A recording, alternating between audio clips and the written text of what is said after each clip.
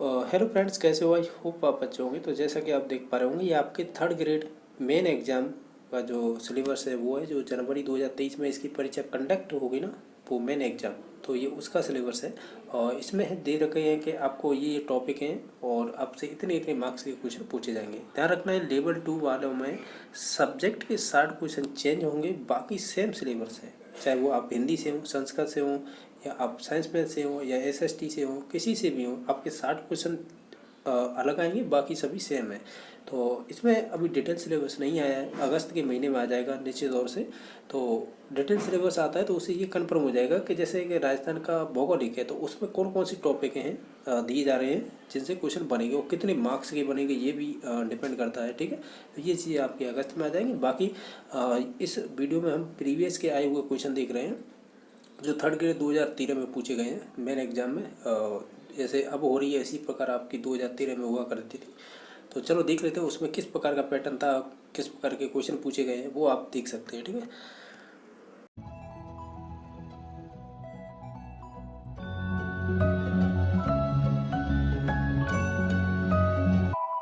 Hello friends, कैसे हो? I hope आप अच्छे होंगे। तो जैसा कि आप थंबनेल देख ही चुके होंगे, तो आज हम डिस्कस कर रहे हैं, ये 2013 का पेपर है। ठीक है, किसका है? साइंस मैथ का है। ठीक है, यानी साइंस मैथ सामान्य विज्ञान और गणित बोलते हैं। तो इनका कंबाइंड होके आते हैं।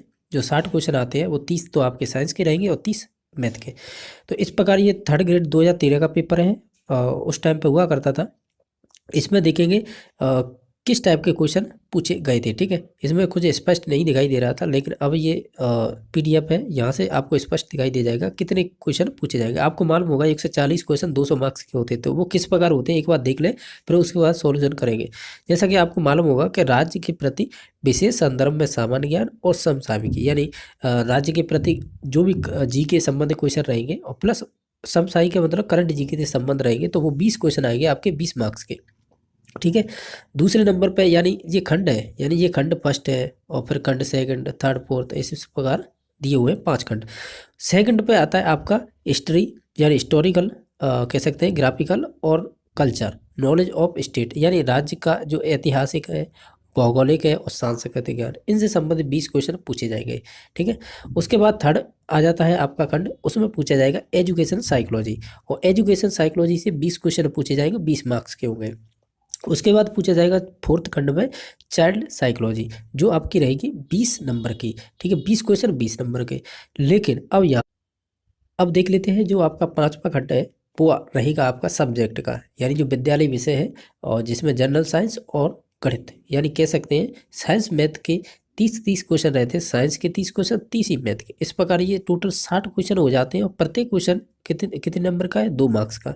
तो इसमें मल्टीप्लाई करेंगे तो ये 120 हो जाएगा। ऊपर अभी हमने बात की थी ये खंडों की, जैसे कि पहला खंड ये था 20 क्वेश्चन इसके और 20 इसके और 20 इसके और फोर्थ के 20। तो ये टोटल कितने हो जाते हैं? 80 क्वेश्चन ये हो जाते हैं 80 मार्क्स के। और 60 क्वेश्चन कितने के हो जाते हैं? 120 के। तो टोटल करते थे तो 200 का पूर्णांक हो जाता है। आप समझ गए होंगे 140 तो क्वेश्चन रहेंगे आपके क्वेश्चन, और आपके टोटल मार्क्स कितना रहेगा? 200 का पूर्णांक रहेगा। ठीक है, ये उस टाइम पे हुआ करता था। इसमें से जैसे सेक्स देखो, ये पहला क्वेश्चन बनाता है जो आंगनवाड़ी है वो 21 का घटक है, तो सिंपल था समय के बाल विकास की सेवा का। ठीक है, सेकंड क्वेश्चन ये बनाता कि द्रोणाचार्य पुरस्कार किसे मिला है, तो उस टाइम का ये करंट जी के था 2013 का। तो इन चीज़ों को तो छोड़ देते क्योंकि ये अब करंट में अब तो पूछी नहीं जा रही है। जो कुछ क्वेश्चन ऐसे हैं जो जान लेने चाहिए, वो देख लेते हैं। तो ये भी उस टाइम के करंट का जी के है। ठीक है, और ये क्वेश्चन अच्छा है। गुरुद्वारा बुड्ढा, या जिसे इंग्लिश में तो बुड्ढा लिख रखा है, यानी बुड्ढा कर रखा है यहाँ पे। ठीक है, बुड्ढा। ठीक है, जोहड़ किसके पास स्थित है? तो ये राय सिंह नगर के पास स्थित है। ऑप्शन नंबर ए सही हो जाए। आपका कह सकते हैं नेक्स्ट क्वेश्चन नंबर 5 है कि शक्कर पीर बाबा का लोकप्रिय नाम है। तो जैसे कि इसमें ऑप्शन दे रखे, तो इसका राइट आंसर हो जाएगा नरहड़ दरगाह। तो ऑप्शन नंबर सी सही हो जाएगी। नेक्स्ट है कि राम सागर वन विहार अभ्यारण्य किस जिले में स्थित है? तो सिंपल था, ये धौलपुर में ही है। ठीक है, नेक्स्ट देख लेते हैं राजस्थान राज्य महिला आयोग कब गठित किया गया था? तो ये आपका शायद 15 मई 1999 किया गया था। ठीक है, 15 मई 1999, यानी ऑप्शन नंबर सी सही हो जाएगा। ताप विद्युत मुख्य कच्ची सामग्री है, तो ये कोयला से ही हम विद्युत ज़्यादातर बनाते हैं। आपने देखा होगा कुछ महीने पहले ये संकट रहा था सभी के लिए, विशेषकर राजस्थान के लिए। आपने देखा होगा इसी से ताप विद्युत बनाई जाती है। सॉरी 12वीं पंचवर्षीय योजना की अवधि, यानी जो लास्ट जो भी कह सकते हैं केंद्र में मोदी की सरकार आई थी ना, वो लास्ट चढ़ता है इसका, किसका, पंचवर्षीय योजना का, यानी 12 से 17 कह सकते हैं अवधि थी इसकी 12वीं पंचवर्षीय योजना की। राजस्थान का राज्य पक्षी कौन सा है, तो सिंपल है, घोड़ावड़ है। ठीक है। नेक्स्ट है महाभारत का फारसी अनुवाद किसने किया था, तो वो जय संहिता में किया गया है। ठीक है। और नेक्स्ट है जनगणना 2011 के अनुसार कुल साक्षरता कितनी है राजस्थान की, तो राजस्थान की है यानी 67.06। ठीक है, यानी 67.06। बोर पहना जाता है, सिंपल था, माथे में पहना जाता है। नेक्स्ट है राजस्थान के प्रथम शिक्षा मंत्री थे, ये तो आपको मालूम होना चाहिए, प्रेम नारायण माथुर थे। ठीक है। कजली तीज मनाई जाती है, ये बूंदी की फेमस है कजली तीज। ठीक है। नेक्स्ट है आधुनिक पंचायती राज शुभारंभ कब किया गया था, यानी प्रारंभ 2 अक्टूबर 1959 में। ठीक है, तो ऑप्शन नंबर ए सही हो जाएगा। क्वेश्चन नंबर नेक्स्ट है कि राजस्थान का जो भौगोल है कि क्षेत्रफल लगभग किसके बराबर है, यानी कि फॉरेन कंट्री बतानी है, जैसे जर्मन है, कनाडा है, फ्रांस है, ऑस्ट्रेलिया, तो ऑप्शन नंबर डी सही हो जाएगा। राजस्थान का कौन सा जिला है मालवा के राज भरथरी की तपोभूमि कहा जाता है, तो सिंपल था, ये अलवर ही है। ठीक है। नेक्स्ट है राजस्थान के खेलों के विकास के लिए उत्तरदायी सर्वोच्च संस्था कौन सी है। ठीक है, ये भी अच्छा क्वेश्चन है, क्योंकि ये अब भी पूछा जा सकता है। राजस्थान का राज्य खेल परिषद है, वही सर्वोच्च संस्था है। किसी खिलाड़ी को राजस्थान सरकार द्वारा दिए जाने वाला पुरस्कार कौन सा है, तो हम कहेंगे राजस्थान के अंदर एक महाराणा प्रताप पुरस्कार दिया जाता है, एक ही बार दिया जाता है, तो ऑप्शन नंबर सी सही हो जाएगा। ठीक है, तो ये तो आपके विशेष संदर्भ में सामान्य ज्ञान था और करंट जी के था। ठीक है। अब आ जाते हैं जो प्रॉपरली राजस्थान जी के से संबंधित है क्वेश्चन, ये है। ठीक है, जैसे निम्न में से राजस्थान का कौन सा जिला घग्गर मैदान के भाग में आता है, तो ये श्री गंगानगर है। ठीक है, उत्तर भारत, सॉरी उत्तर राजस्थान की ओर। ठीक है। नेक्स्ट है जामना काटोड़ा यानी कोटड़ा राजस्थान की किस खनिज के लिए प्रसिद्ध है, तो रॉक फॉस्फेट है, जो राजस्थान नंबर 1 है भारत में, 100% यही से बनता है। नेक्स्ट क्वेश्चन नंबर है कि भीलों का सवा माह तक चलने वाला यानी 40 दिनों तक चलने वाला नृत्य कौन सा है, तो वो एक गबरी नृत्य है। ठीक है, तो ऑप्शन नंबर बी सही हो जाएगा। कौन सा बेसिन का बरुस्तर कहलाता है, तो वो गौड़वाड़ बेसिन कहलाता है, यानी ऑप्शन नंबर ई सही होगा। नेक्स्ट है राजस्थान में क्षेत्रफल की दृष्टि से सबसे छोटा जिला धौलपुर ही होगा। नेक्स्ट क्वेश्चन नंबर है मीरा ने अपने अंतिम समय किस स्थान पर बिताए थे। नेक्स्ट क्वेश्चन नंबर है 1800 विद्रोह के बच्चा जो किस रियासत में तोपों की सलामी कम कर दी गई थी। क्वेश्चन नंबर बीसलपुर बांध किस नदी पर स्थित है, तो ये बनास नदी पर है। छप्पड़ का मैदान है वो बांसवाड़ा में है। ठीक है। नेक्स्ट है सांपों के देवता के रूप में पूजा जाता है, तो वैसे तो गोगा जी को पूजा जाता है, लेकिन इसमें गोगा जी है ही नहीं, तो हम तेजा जी को ऑप्शन लगाएंगे। ठीक है। पृथ्वीराज रासो की रचनाकार कौन से है, वो चंद्रवर्धा ही है। ठीक है। नेक्स्ट है कि किस नदी के किनारे पर जो कालीबंगा सभ्यता थी वो पाई गई थी, तो वो दृश्य द्वय थी, यानी ऑप्शन नंबर बी सही हो जाएगा। क्वेश्चन नंबर नेक्स्ट है कि जो मत्स्य संघ है उसके प्रधानमंत्री कौन थे, तो वो सोवाराम कुमावत थे। और नेक्स्ट क्वेश्चन राजस्थान में सर्वाधिक क्षेत्रफल किस फसल की खेती के लिए होती है, तो वो बाजरा होता है सर्वाधिक। ठीक है। हरे कबूतर कौन सा उद्यान है, तो ये आपके सरिस्का अलवर में है। नेक्स्ट है कि डाली नस्ल किस पक्षी से संबंधित है, तो ये डाली नस्ल है वो आपकी भेड़ से संबंधित है। ठीक है। और मेवाड़ शासक का नाम किस शासनकाल या शासनकाल में राज समुद्र का निर्णय या कह सकते हैं राज समुद्र का निर्माण हुआ था, तो वो राय सिंह द्वितीय के समय में। ठीक है। नेक्स्ट है अलाउद्दीन खिलजी ने चित्तौड़ पर कब आक्रमण किया था, 1900 नहीं 1303 में किया था। ठीक है। नेक्स्ट है कौन सा युग सही नहीं है, सभी सही है, लेकिन जो नवलखा है ये आपके चित्तौड़गढ़ में शायद पड़ता है, तो ये आपके ये सम्मिलित नहीं है। ठीक है। तो ऑप्शन नंबर, वैसे नवलखा झालना पाटन बोलते हैं, वहाँ पे संबंधित है, कोई मंदिर है। ठीक है। तो ये कोटा से संबंधित ना होंगे, ये आपके झालना पाटन से संबंधित है। नेक्स्ट है 2011 की जनगणना के अनुसार राजस्थान में सर्वाधिक साक्षरता दर वाला जिला कौन सा है, जिसमें साक्षरता सर्वाधिक थी, तो वो आपका एक कोटा जिला था। ठीक है। तो इस प्रकार ये राजस्थान के 20 क्वेश्चन और 20 क्वेश्चन राजस्थान के विशेष संदर्भ में सामान्य ज्ञान और उसमें करंट जी के था, ये टोटल 40 क्वेश्चन हो जाते हैं। ठीक है। जैसे 41 क्वेश्चन नंबर है कि समाजमिति के जन्मदाता कौन है, यानी जो सोशियोमेट्री मेथड है उसके जन्मदाता कौन है, तो वो आप जानते हो JL मोनेरो है, तो ऑप्शन नंबर डी सही हो जाएगा। और मोस्टली देखा जाए ये रीट में आपने पढ़े होंगे वही क्वेश्चन है, लेकिन उस टाइम पे किस टाइप के पूछे गए थे ये कन्फर्म हो जाता है इन क्वेश्चन पेपरों से। ठीक है। नेक्स्ट क्वेश्चन नंबर है 42, ये पूछा है सीखने के सिद्धांत उनके प्रवर्तकों का मेल सही नहीं है। अब इनमें से 4 में से छांटना है। देखा जाए तो पुनर्वलन का सिद्धांत दिया था आपके क्लार्क हल ने। ठीक है, और सिंपल क्वेश्चन था। और ये दे रखा है कोप्पा, कोप्पा तो किससे संबंधित है, आपके अंतर्दृष्टि अधिगम सिद्धांत से। तो अंतर्दृष्टि का सिद्धांत ये कॉलर सही है, मैच कर रहा है, ठीक है। संबंध प्रतिक्रिया का सिद्धांत ये CR थ्योरी है, ये आपके पार्लर से संबंधित है, बिल्कुल सही है। उत्तेजक अनुक्रिया सिद्धांत यानी SR थ्योरी ये आपके थॉर्नडाइक से संबंधित है, यानी B, C और D ये तो सही है, लेकिन जो पहला ऑप्शन है वो गलत है, ये आपके क्लार्क से संबंधित है। अगर यहाँ पे ये पूछा जाता पुनर्मलन पर जोर किसने दिया है सर्वाधिक, तब इसका राइट आंसर स्किनर हो जाता, ठीक है। और ये चीज़ें आप मालूम हो गई आपको, ठीक है। नेक्स्ट है 43 नंबर क्वेश्चन। रोरसा स्याही धब्बा परीक्षण का प्रयोग किया गया था, यानी आपको ऑप्शन दे रखे हैं बुद्धि मापने के लिए, रुचि मापने के लिए, उपलब्धि मापने के लिए और व्यक्तित्व के मापने के लिए। तो सिंपल क्वेश्चन था, व्यक्तित्व मापने के लिए रोरसा स्याही धब्बा परीक्षण होता है, ठीक है, जिसे IBT बोलते हैं, ठीक है। नेक्स्ट देख लेते हैं, और ये हर्बर्ट रोरसा ने ही दिया था, कब दिया था, 1921 में, जिसमें 10 कार्ड हुआ करते थे, ठीक है। चलो 44 क्वेश्चन नंबर है कि मनोविश्लेषणवादियों के अनुसार मानव व्यवहार का संचालन होता है, ये इस टाइप का क्वेश्चन है, तो इसका राइट आंसर हो जाएगा ये अचेतन मन से संबंधित है, यानी अनकॉन्शियस माइंड होता है, वो आपके मानव व्यवहार को संचालन करता है, ठीक है। चलो नेक्स्ट क्वेश्चन देख लेते हैं। 45 नंबर क्वेश्चन क्या है, ये पूछ रहा है आपसे कि दमन एवं समन क्या है, यानी जो आपके रिप्रेशन और सप्रेशन आर टाइप्स ऑफ, यानी ये किसके प्रकार है, तो ये सिंपल था, ये रक्षा युक्तियाँ होती है जिसे हम डिफेंस मैकेनिज्म बोलते हैं, ठीक है। तो ऑप्शन नंबर C सही था। 46 नंबर क्वेश्चन है, ये पूछ रहा है कि मानव विकास को प्रभावित करने वाले कारक नहीं है, ठीक है, नहीं है। तो देखो परिवार का वातावरण ये मानव विकास को प्रभावित कर देगा, ठीक है, यानी ये करता है। परिवार की सामाजिक स्थिति ये भी करती है, परिवार की आर्थिक स्थिति ये भी करती है, लेकिन धार्मिक वातावरण है वो आपके मानव विकास को प्रभावित नहीं करेगा। यही पूछा था कौन सा कारक नहीं है, तो ऑप्शन नंबर B इसका करेक्ट आंसर हो जाएगा।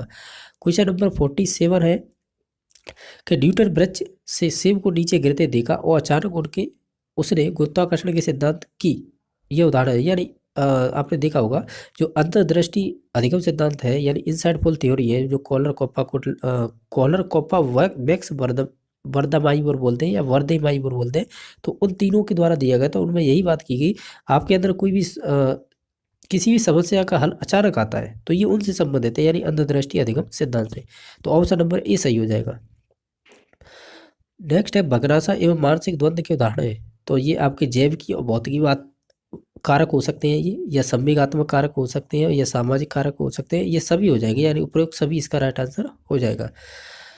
नेक्स्ट क्वेश्चन नंबर 49 है कि अधिगम प्रतिफल का तात्पर्य क्या है, यानी आपने देखा होगा जो आपकी लर्निंग आउटकम्स होती है, हम बात करें बालक के मानव व्यवहार में होने वाले परिवर्तन होते हैं, ठीक है। ये सिंपल ये हम कह सकते कि ये क्या है, ये अधिगम प्रतिफल है। और देखा होगा रीट 2021 में ये टॉपिक जोड़ा भी गया था, आपने देखा होगा रीट 2021 में जो लर्निंग आउटकम्स है ये टॉपिक जोड़ा गया था।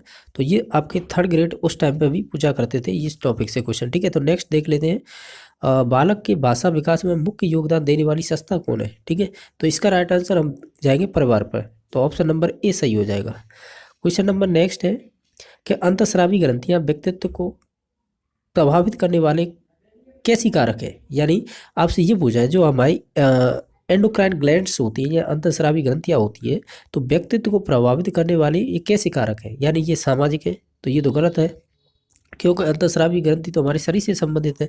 तो हम कहेंगे हेरिडिटी, यानी आनुवंशिकी बोल सकते हैं, ये बेस्ट ऑप्शन रहेगा इसके लिए।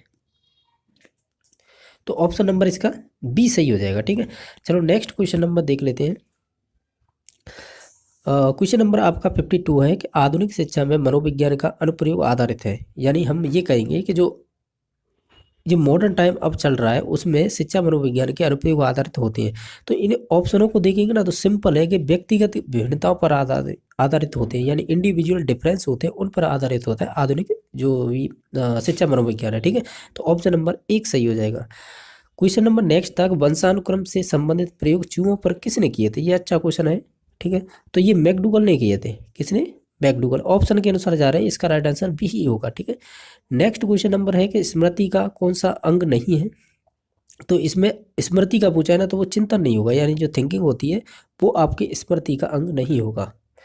नेक्स्ट है 55 क्वेश्चन नंबर, बुद्धि के क्रियात्मक परीक्षण उपयोगी होते हैं, तो वो सभी के लिए होते हैं, यानी हम ये कह सकते हैं चाहे गूंगे हो, बहरे हो या निरक्षर हो या कह सकते हैं पढ़े लिखे हो, सभी के लिए हो सकता है। तो ऑप्शन नंबर D सही हो जाएगा। और क्रियात्मक ही कह सकते हैं, परफॉर्मेंस टेस्ट बोलते हैं इसे ही। ये दो टाइप के होते हैं, आपने देखा होगा। नेक्स्ट है मनोविश्लेषणवाद के सिद्धांत का प्रतिपादन किसने किया था, यानी साइको एनालिसिस या साइको एनालिटिकल थ्योरी बोलते हैं, ये सिगमंड फ्राइड से संबंधित है। इस टाइप के क्वेश्चन हमने जो हिंदी का क्वेश्चन पेपर किया था उसमें भी किए थे। नेक्स्ट है कि बाल अपराध का मनोवैज्ञानिक कारण क्या होता है, तो हम कहेंगे कि जो उसकी इच्छा है ना उनको हम दबा रहे हैं या अवरुद्ध इच्छाएं कर रहे। अब जैसे कि मैं ये कहना चाह रहा हूँ कि उनकी इच्छाओं को अब अगर हम अवरुद्ध करें या रोकें या दबाव डालें तो वो हो जाएगा बाल अपराध का एक कारण, यानी मनोवैज्ञानिक। ठीक है, तो ऑप्शन नंबर ए सही हो जाएगा। नेक्स्ट है कि अनुबंधित प्रतिक्रिया सिद्धांत, इसकी इंग्लिश देखो कंडीशनल रेस्पॉन्स थ्योरी, यानी सीआर थ्योरी किससे संबंधित है, तो ये अधिगम का सिद्धांत है, पावलोव से संबंधित है, जिसने कुत्ते में प्रयोग किया था उसकी पैरोटिड ग्लैंड्स पर, यानी पाचन ग्रंथि पर। नेक्स्ट था सीखने के सिद्धांत के प्रतिपादन के लिए आईपी पावलोव ने प्रयोग किस पे किए थे, कुत्ते पे किए थे, तो ऑप्शन नंबर बी सही हो जाएगा। लास्ट क्वेश्चन नंबर है कि शिक्षण की किंडरगार्टन पद्धति आधारित है, तो सिंपल है, ये आपकी खेल विधि पर आधारित थी, तो ये ऑप्शन नंबर बी सही हो जाएगा। देखो हमने अभी जो 20 क्वेश्चन किए हैं, यानी हमने किए हैं 41 से लेके और 60 तक, ये आपके टीचिंग मेथड से संबंधित है, यानी आपकी शिक्षण विधियों से संबंधित है। अब इसके बाद जो फोर्थ खंड आ रहा है, इसमें जो 20 क्वेश्चन आएंगे वो आपके रहेंगे चाइल्ड साइकोलॉजी से, यानी आप ऐसे बोल सकते हो बाल मनोविज्ञान से, तो ये इससे संबंधित है। इससे पहले क्वेश्चन किए ये टीचिंग मेथडों से संबंधित है। ठीक है, आपका 61 नंबर क्वेश्चन है कि हार्वर्ड गार्डन के अनुसार अन्य व्यक्तियों की मनोदशा, स्वभावों और अभिप्रेरणाओं और इच्छाओं को समझकर उसमें विभेदन करने की योग्यता कहलाती है। देखो इसमें एक ही ऑप्शन दे रखा था, जिसे बोलते हैं इंग्लिश में इंटरपर्सनल इंटेलिजेंस, यानी हम ऐसे बोल सकते हैं कि अगर हम दूसरे के स्वभावों को, अभिप्रेरणाओं को, इच्छाओं को समझते हैं तो उस बुद्धि को कहते हैं इंटरपर्सनल इंटेलिजेंस। ये किसके अनुसार है, गार्डन के अनुसार। एक होती इंट्रापर्सनल, वो स्वयं से संबंधित होती है, यानी हम खुद को पहचान लेते हैं कि हम सही हैं या गलत हैं, यानी ये साधु संतों महात्मा लोगों में पाई जाती है। ठीक है, तो ये दो प्रकार की थी, इसका तो राइट आंसर हो जाएगा बी नंबर ऑप्शन। और दूसरी होती है इंट्रापर्सनल, तो वो होती है साधु संतों और महात्मा लोगों। ठीक है, तो इसका right answer B number option हो जाएगा। क्वेश्चन नंबर 62 है 62, ये कह रहा है कि बुद्धि का कौन सा प्रकार गार्डन द्वारा नहीं सुझाया गया था, यानी हम ये कह सकते हैं हार्वर्ड गार्डन है, उन्होंने शुरुआत में 7 बुद्धि के प्रकार बताए, यानी आयाम। ठीक है, फिर 8 बताए, फिर अब 8 बताने के बाद 9 हो गए, फिर 10 हो गए। तो इस प्रकार ये आयाम हैं, विभिन्न प्रकार के होते हैं, उनमें से कौन सा प्रकार आयाम नहीं है इसमें से बुद्धि के अकॉर्डिंग, किसके, हार्वर्ड गार्डन के बुद्धि का सिद्धांत है उसके अकॉर्डिंग। तो देखो अभी हमने बात की थी इंटरपर्सनल इंटेलिजेंस तो होती है, ठीक है, और बॉडली काइनेटिक्स बोलते हैं या काइनेटिक बोलते हैं, ये शारीरिक गति, यानी शारीरिक गति संवेदी। ठीक है, एक होती है लॉजिकल मैथमेटिकली, यानी कह सकते हैं तार्किक गणितीय बुद्धि। लेकिन जो सांस्कृतिक है ना, वो इसके संबंध में किसी भी प्रकार की बात नहीं कही है, किसने, हार्वर्ड गार्डन ने। ठीक है, तो ऑप्शन नंबर सी सही हो जाएगा। और फिर वैसे भी ये क्वेश्चन सब सिंपल थे, क्योंकि आपने रीड की तैयारी की तो उस दौरान ये सभी चीज़ें पढ़ी होंगी आपने। क्वेश्चन नंबर 63 था, कौन सा ऊर्जावान मित्रवत बालक का लक्षण नहीं है। ठीक है, यानी जो ऊर्जावान मित्रवत बालक का लक्षण नहीं है, और ये देखा जाए तो जनरली या व्यवहारिक क्वेश्चन है, तो वो हो जाएगा आसानी से चिढ़ने वाला। ठीक है, तो ये आपका ऊर्जावान मित्रवत बालक का लक्षण नहीं है। ठीक है, तो ऑप्शन नंबर सी सही हो जाएगा। क्वेश्चन नंबर नेक्स्ट था कि बालक के निम्न में से कौन सा सामाजिक संपर्क का स्रोत सबसे प्रारंभिक और सबसे अधिक चलने वाला है, यानी आप ऐसे कह सकते हैं जो सामाजिक संपर्क है वो प्रारंभ भी उसी से होता है और अधिक समय तक चलता रहता है। तो ये इनमें से 4 ऑप्शनों में से चूज करना था, ऐसा कौन सा ऑप्शन है, जैसे शिक्षक है, परिवार है, सहकर्मी है या मित्र है, तो सबसे बेस्ट ऑप्शन क्या रहेगा, परिवार ही है, जो सबसे प्रारंभिक संपर्क स्रोत होता है और अधिक समय तक चलने वाला होता है। नेक्स्ट था निम्न में से किस तकनीक के साथ नेता एवं दल संबंधित है, यानी आपको 4 ऑप्शन दिए हैं, इनमें से आपको ये बताना है कि किस तकनीक के अनुसार नेता और दल पद संबंधित है, जैसे कि प्रेक्षण के द्वारा, प्रक्षेपी, साक्षात्कार, समाज विधि। आपने देखा वो समाज विधि विधि ये जे एल बोनेर ने दी थी, तो इसमें सामाजिक गुण ही देखे जाते हैं, गुण दोष, तो ये सबसे बेस्ट रहेगी किसी नेता या दल से संबंधित। ठीक है, तो ऑप्शन नंबर बी सही हो जाएगी, यानी बी नंबर ऑप्शन सही हो जाएगा। क्वेश्चन नंबर 66 था कि अवचेतन से प्रयुक्त व्यूह रचना जो हम को दुश्चिंता से बचाती है कहलाती है। तो इसमें से हम जाएंगे ऑप्शन नंबर ए पर, यानी रक्षा युक्ति होगी, यानी जिसे हम बोलते हैं सेल्फ डिफेंस मैकेनिज्म, या यहाँ पे हम यूज करेंगे डिफेंस मैकेनिज्म, यानी रक्षा युक्ति होगी जो अवचेतन से प्रयुक्त व्यू रचना को अहम व दुश्चिंता से बचाती है। ठीक है, और ये आपने देखा होगा सिगमंड फ्राइड से संबंधित है, तो ऑप्शन नंबर ए सही हो जाएगा। ठीक है, नेक्स्ट क्वेश्चन नंबर 67 नंबर है, विचारों भावनाओं अभिव्यक्तियों का संयुक्त जो व्यक्ति उनके स्वयं के बारे में रखते हैं कहलाता है। देखो ये आप सेकंड ग्रेड की तैयारी करते हो ना, तो उनमें दे रखा है ये स्व प्रत्यय, ठीक है, स्वज्ञान, ये इन सभी प्रकार के सेल्फ जो भी कॉन्सेप्ट होते हैं वो सब सेकंड ग्रेड में, लेकिन यहाँ पर क्वेश्चन पूछे हैं तो चलो बात कर लेते हैं। ये चीज़ें आपने रीड में पढ़ी होंगी, ऐसी बात नहीं है, लेकिन वहाँ पे ये चैप्टर सेकंड ग्रेड के सिलेबस में स्पेशल दे रखा है, यानी जो आप साइकोलॉजी पढ़ते हो उसमें। तो इसका राइट आंसर क्या होगा, विचार भावनाओं आकृतियों सहित तो व्यक्ति उन्हें स्वयं के बारे में रखते हैं, उसे स्व प्रत्यय कहते हैं, यानी सेल्फ कॉन्सेप्ट। ठीक है, तो ऑप्शन नंबर सी सही हो जाएगा।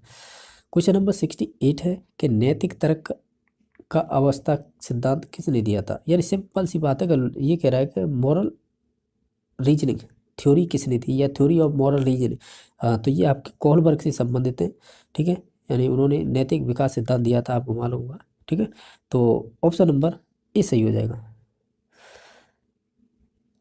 बाकी 69 क्वेश्चन नंबर है, दूसरों के अनुभव किए हुए संवेगों को महसूस करने की योग्यता कहलाती है। दूसरों के अनुभव किए हुए संवेग को महसूस करने की योग्यता कहलाती है, तो वो सिंपैथी कहलाती है, सहानुभूति। आपने अगर ध्यान दिया हो, ये क्वेश्चन रीट 2017 में पूछा था। 2017 का मतलब होता है फरवरी में परीक्षा हुई थी, शायद 17 में हुई थी, 18 में रिजल्ट आया था। तो इसमें ये लेवल फर्स्ट में क्वेश्चन पूछा था। ठीक है, देखना अभी जैसे कि रीट के प्रीवियस क्वेश्चन पेपर उसमें दे रखा है ये। ठीक है, तो इसका राइट आंसर सहानुभूति, वहाँ पे भी यही क्वेश्चन था। ठीक है, और ये थर्ड ग्रेड 2013 में पूछा गया था। क्वेश्चन नंबर ये भी अच्छा है, 70 नंबर के कोहलबर्ग के सिद्धांत के अनुसार कौन सी अवस्था एक व्यक्ति का निर्णय दूसरों के अनुमोदन, पारिवारिक आकांक्षाओं और पारिवारिक मूल्यों एवं समाज के नियमों पर आधारित होती है, तो वो पारंपरिक होती है, यानी ये दूसरी स्टेज होती है 10 से 13 वाली। ठीक है, पहली होती है 4 से 10, 10 से 13 और 13 के बाद। ठीक है, इसे बोलते हैं प्री इंग्लिश में क्या बोलेंगे, conventional, pre conventional, conventional, post conventional. तो इसका 10 से 13 वाली है, उसमें आती है ये अवस्था, यानी पारंपरिक अवस्था। ठीक है, तो ऑप्शन नंबर बी सही हो जाएगा। क्वेश्चन नंबर 71, 10 वर्ष का बालक है तो शारीरिक आयु इसकी 10 वर्ष ही हो जाएगी, क्योंकि ये 10 वर्ष का है, और जिन पर अधिकांश 6 वर्षीय बालक की सफल होते हैं। अब बात करें, देखो मोस्टली किसी चीज़ को कर पाता है तो वही होती है उसकी मानसिक आयु, यानी मेंटल एज। ठीक है, और उसकी मानसिक आयु मानी जाएगी, तो उसकी मानसिक आयु सिंपल है 6 वर्ष मानी जाएगी। इसमें right answer A number option हो जाएगा। यानी कोई 10 वर्ष का बालक है तो वो 6 वर्ष के जो बालक है ना, वो कितना कर पाते हैं, यानी जो मानसिक कह सकते हैं, ऐसे बोल सकते हैं, किसी चीज़ को सॉल्व कर पाते हैं, तो वही उसकी मानसिक आयु होती है। तो ऐसे ही है, ये 10 वर्ष का बालक है और वो 6 वर्ष के बालक की जो भी कर पाता है उसके अकॉर्डिंग वो उतना ही कर पाता है, तो कह सकते हैं उसकी मानसिक आयु फिर 6 वर्ष ही हो जाएगी। ऑप्शन नंबर ए सही हो जाएगा। अगर यहाँ पर बुद्धि लब्धि पूछता तो मानसिक आयु बट्टी क्या होता है, शारीरिक आयु, और उसकी 100 से मल्टीप्लाई कर देते, आई क्यू निकल के आ जाएगी, यानी बुद्धि लब्धि। तब इसका राइट आंसर फिर 60 हो जाता है, क्योंकि मानसिक आयु दे रखी है आपकी 6 वर्ष। ठीक है, और शारीरिक आयु 10 वर्ष, मल्टीप्लाई 100 से करेंगे तो 60 आ जाता है, यानी आई क्यू इसकी 60 है और इसका मानसिक आयु 6 वर्ष है और शारीरिक आयु 10 वर्ष है। ठीक है, तो ऑप्शन नंबर इस सही हो जाएगा। क्वेश्चन नंबर बुलीमिया, तो ये एनसीईआरटी में दे रखे हैं। ये बुलीमिया है, ये भोजन करने संबंधी क्या है, डिसऑर्डर है। ठीक है, बुलीमिया। ठीक है, ऑप्शन नंबर बी सही है। क्वेश्चन नंबर नेक्स्ट था, बुद्धि का सिद्धांत है वो संज्ञानात्मक प्रक्रिया पर आधारित है। तो सिंपल था, देखो स्पीयरमैन बुद्धि के सिद्धांत में 2 फैक्टर थ्योरी है। गिलफोर्ड का त्रिआयामी सिद्धांत ये आपका 3D डायमेंशन से संबंधित है, जिसमें COP चलते हैं। हार्वर्ड गार्डन का बहुबुद्धि सिद्धांत, जिसमें 8 या 9 प्रकार की बुद्धि के आयाम बताए गए हैं, प्रकार अभी हमने डिस्कस किए थे क्वेश्चन। और एक है रॉबर्ट स्टर्नबर्ग, यानी स्टर्नबर्ग का त्रितंत्र सिद्धांत है वो संज्ञानात्मक प्रक्रिया पर आधारित है। ठीक है, तो ऑप्शन नंबर ए सही है, और इस पर अच्छे स्तर के क्वेश्चन बनते हैं। रॉबर्ट स्टर्नबर्ग है, या कह सकते हैं स्टर्नबर्ग के त्रितंत्र सिद्धांत है, जिसे ट्राइक आर्क थ्योरी बोलते हैं, बहुत अच्छे क्वेश्चन बनते हैं। तो ये ए नंबर ऑप्शन इसका राइट आंसर हो जाएगा। क्वेश्चन नंबर नेक्स्ट था कि निम्नलिखित में से किसने व्यक्तित्व विकास में सामाजिक अधिगम पर बल दिया। ठीक है। देखा जाए तो इसमें व्यक्तित्व शब्द जोड़ दिया है, और वैसे विकास में सामाजिक अधिगम पे बात है या सोशल लर्निंग थ्योरी पे बात की जाए तो अल्बर्ट बांडूरा आते हैं, तो ऑप्शन नंबर ए सही हो जाएगा। अगर यहाँ पे मैस्लो की बात करें तो इन्होंने तो आवश्यकता पदानुक्रम का सिद्धांत दिया था। व्यक्तित्व आपने पढ़ा हुआ, जो स्टेजें थी ये 5 थी, ठीक है, नीचे से ऊपर जाती थी, ठीक है। नेक्स्ट है निम्नलिखित में से भाषा के विकास को प्रभावित नहीं करता है, कौन नहीं करेगा? परिपक्वता, स्वास्थ्य, अभिप्रेरणा और लंबाई वजन। देखो इनमें से ऑप्शन के अनुसार छांटना होता है, ठीक है। तो ऑप्शन नंबर 4 सही हो जाएगी। जो लंबाई और वजन है उससे भाषा से कोई मतलब नहीं है, ठीक है। तो ऑप्शन नंबर डी सही हो जाएगा। क्वेश्चन नंबर नेक्स्ट था कि निम्नलिखित में से प्रविधि बालक को अनुशासन सिखाने के लिए उचित है, तो हम कहेंगे प्रजातांत्रिक हो रहेगी, जिसमें बच्चे का एक्टिव हो यानी सक्रिय हो और हर चीज़ को करके सीखे, तो वो बेस्ट रहेगा अनुशासन के लिए, ठीक है। तो ऑप्शन नंबर बी सही हो जाएगा, प्रजातांत्रिक विधि या प्रविधि। नेक्स्ट है वह परीक्षण जिसमें बच्चे को प्रारंभ बिंदु से लेकर अंतिम बिंदु तक सही रास्ता खोजना होता है, खिलाता है। तो अगर आपने ध्यान दिया हो, एडवर्ड टोलमैन एडवर्ड टोलमैन का एक सिद्धांत था, भूल भुलैया बोलते हैं, टीमेज बोलते हैं, लेटेंसी, जैसे अव्यक्त अधिगम का सिद्धांत भी बोलते हैं वो सही, या चिन्ह प्रतिमान का, तो ये उन्हीं से संबंधित है। ऑप्शन नंबर बी सही हो जाएगा। इसका नाम भूल भुलैया ब्लॉक या भूल भुलैया से संबंधित है, तो ऐसे कह सकते हैं। तो ऑप्शन नंबर बी सही हो जाएगा। नेक्स्ट है कि बुद्धि के सूचना प्रकम प्रोसेस और उपागम का वर्णन किसने किया, तो ये भी शानदार क्वेश्चन है। ये आपके स्टर्नबर्ग से है। स्टर्नबर्ग के 2 क्वेश्चन पूछ लिए हैं, ठीक है, और हार्वर्ड गार्डन के 2 क्वेश्चन ऑलरेडी पूछ चुके हैं। देखो जैसे बता पाऊँ, जैसे ये रहा, ये स्टर्नबर्ग का ही पूछा था क्वेश्चन, संज्ञानात्मक प्रक्रिया पर आधारित है। फिर नीचे आ जाते हैं तो यहाँ पे देखो ये भी क्वेश्चन बुद्धि के सूचना प्रकरण प्रोसेसिंग उपागों का वर्णन किसने किया, तो वो भी स्टर्नबर्ग ने किया था। चलो नेक्स्ट देख लेते हैं। देखो अव्यक्त अधिगम के संप्रत्य का वर्णन किसने किया था? अभी मैंने बोला था लेटेंट लर्निंग थ्योरी है, वो किससे संबंधित है? वो टोलमैन से, एडवर्ड टोलमैन से संबंधित है। तो ऑप्शन नंबर सी सही हो जाएगा। क्वेश्चन नंबर नेक्स्ट था कि स्पीयरमैन के अनुसार सभी संज्ञानात्मक कार्यों में शामिल मानसिक ऊर्जा या क्षमता का क्या नाम था? यानी जो आपका जी फैक्टर होता है ना, जी फैक्टर वो जन्मजात होता है, और कि जन्मजात का मतलब होता है वो मानसिक जितनी भी हमारी क्षमता होती है उसके लिए जिम्मेदार होता है। तो इसका right answer D number option हो जाए, 81 नंबर, ठीक है। सेक्शन 5 है, इसमें आपके 30 क्वेश्चन तो आपके साइंस के रहेंगे और 30 ही क्वेश्चन रहेंगे मैथ के, ठीक है। तो ये देख लेते हैं कंप्लीट ये क्वेश्चन क्या है। पहला क्वेश्चन है कि जब खुरबरे, खुरबरे का मतलब खुदरे से है, फर्श पर रख के एक भारी बक्से को अल्प बल से धकेलने की कोशिश करते हैं तो बक्सा नहीं खिसकता है, क्यों? इसका रीजन देना है। तो हम इसका एक रीजन देंगे कि फर्श व बक्से की संपर्क सतह के बीच घर्षण बल आरोपित बल को संतुलित करता है। तो ऑप्शन नंबर 1 सही हो जाएगा, बाकी ये ऑप्शन या तर्क है वो सही नहीं है, ठीक है। नेक्स्ट क्वेश्चन नंबर है 82। जैसा कि आप देख पा रहे होंगे, ये पूछा गया था कि जब कोई मोटर कार तीव्र गति से किसी तीक्ष्ण मोड़ पर मुड़ती है तो हम सीट की ओर फिसलते हैं, इसका कारण क्या होता है? क्योंकि हम हमारे शरीर का जड़त्व के कारण हम ऐसा करते हैं, ठीक है। तो ऑप्शन नंबर डी सही हो जाएगा। क्वेश्चन नंबर है कि घर्षण बल क्या है? उसे 4 कथन दे रखे हैं, यानी कथन है, इनके बाद बताना है कि घर्षण बल से संबंधित कौन सा है। तो हम कहेंगे सदैव जो गति की दिशा के विपरीत कार्य करता है, कौन सा? घर्षण बल, ठीक है। तो ऑप्शन नंबर बी सही हो जाएगा।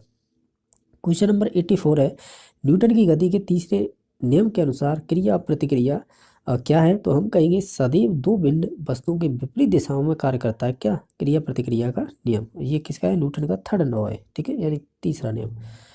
क्वेश्चन नंबर 85 में किसी वस्तु का द्रव्यमान अगर m है और वेग v है तो इसका रेखीय समय क्या होगा? सिंपल है, p बराबर mv हो जाएगा। तो ऑप्शन नंबर डी सही हो जाएगा, ठीक है। नेक्स्ट है कि प्रबल अम्ल है और प्रबल क्षार है। तो देखो प्रबल अम्ल होता है एक तो KOH होता है, ठीक है, और प्रबल क्षार मान लें तो H2SO4 मान लें, ठीक है। तो अब बात करें KOH और H2SO4 के अकॉर्डिंग देखा जाए तो देखो NH4Cl है, ये आपका दुर्बल क्षार है, ठीक है, और दुर्बल क्षार हो जाएगा, ठीक है। और CH3COONA है, ये दुर्बल अम्ल हो जाएगा। और बाकी K2SO4 ये सही बैठेगा, यानी प्रबल अम्ल और प्रबल क्षार से बनने वाला लवण कौन सा होगा? K2SO4, ठीक है। तो ऑप्शन नंबर सी सही हो जाएगा। क्वेश्चन नंबर नेक्स्ट है कि नाइट्रिक ऑक्साइड का रासायनिक सूत्र क्या होता है? यानी आपको नाइट्रिक ऑक्साइड का पूछा है तो वो होगा NO। ये तो होता है nitric oxide.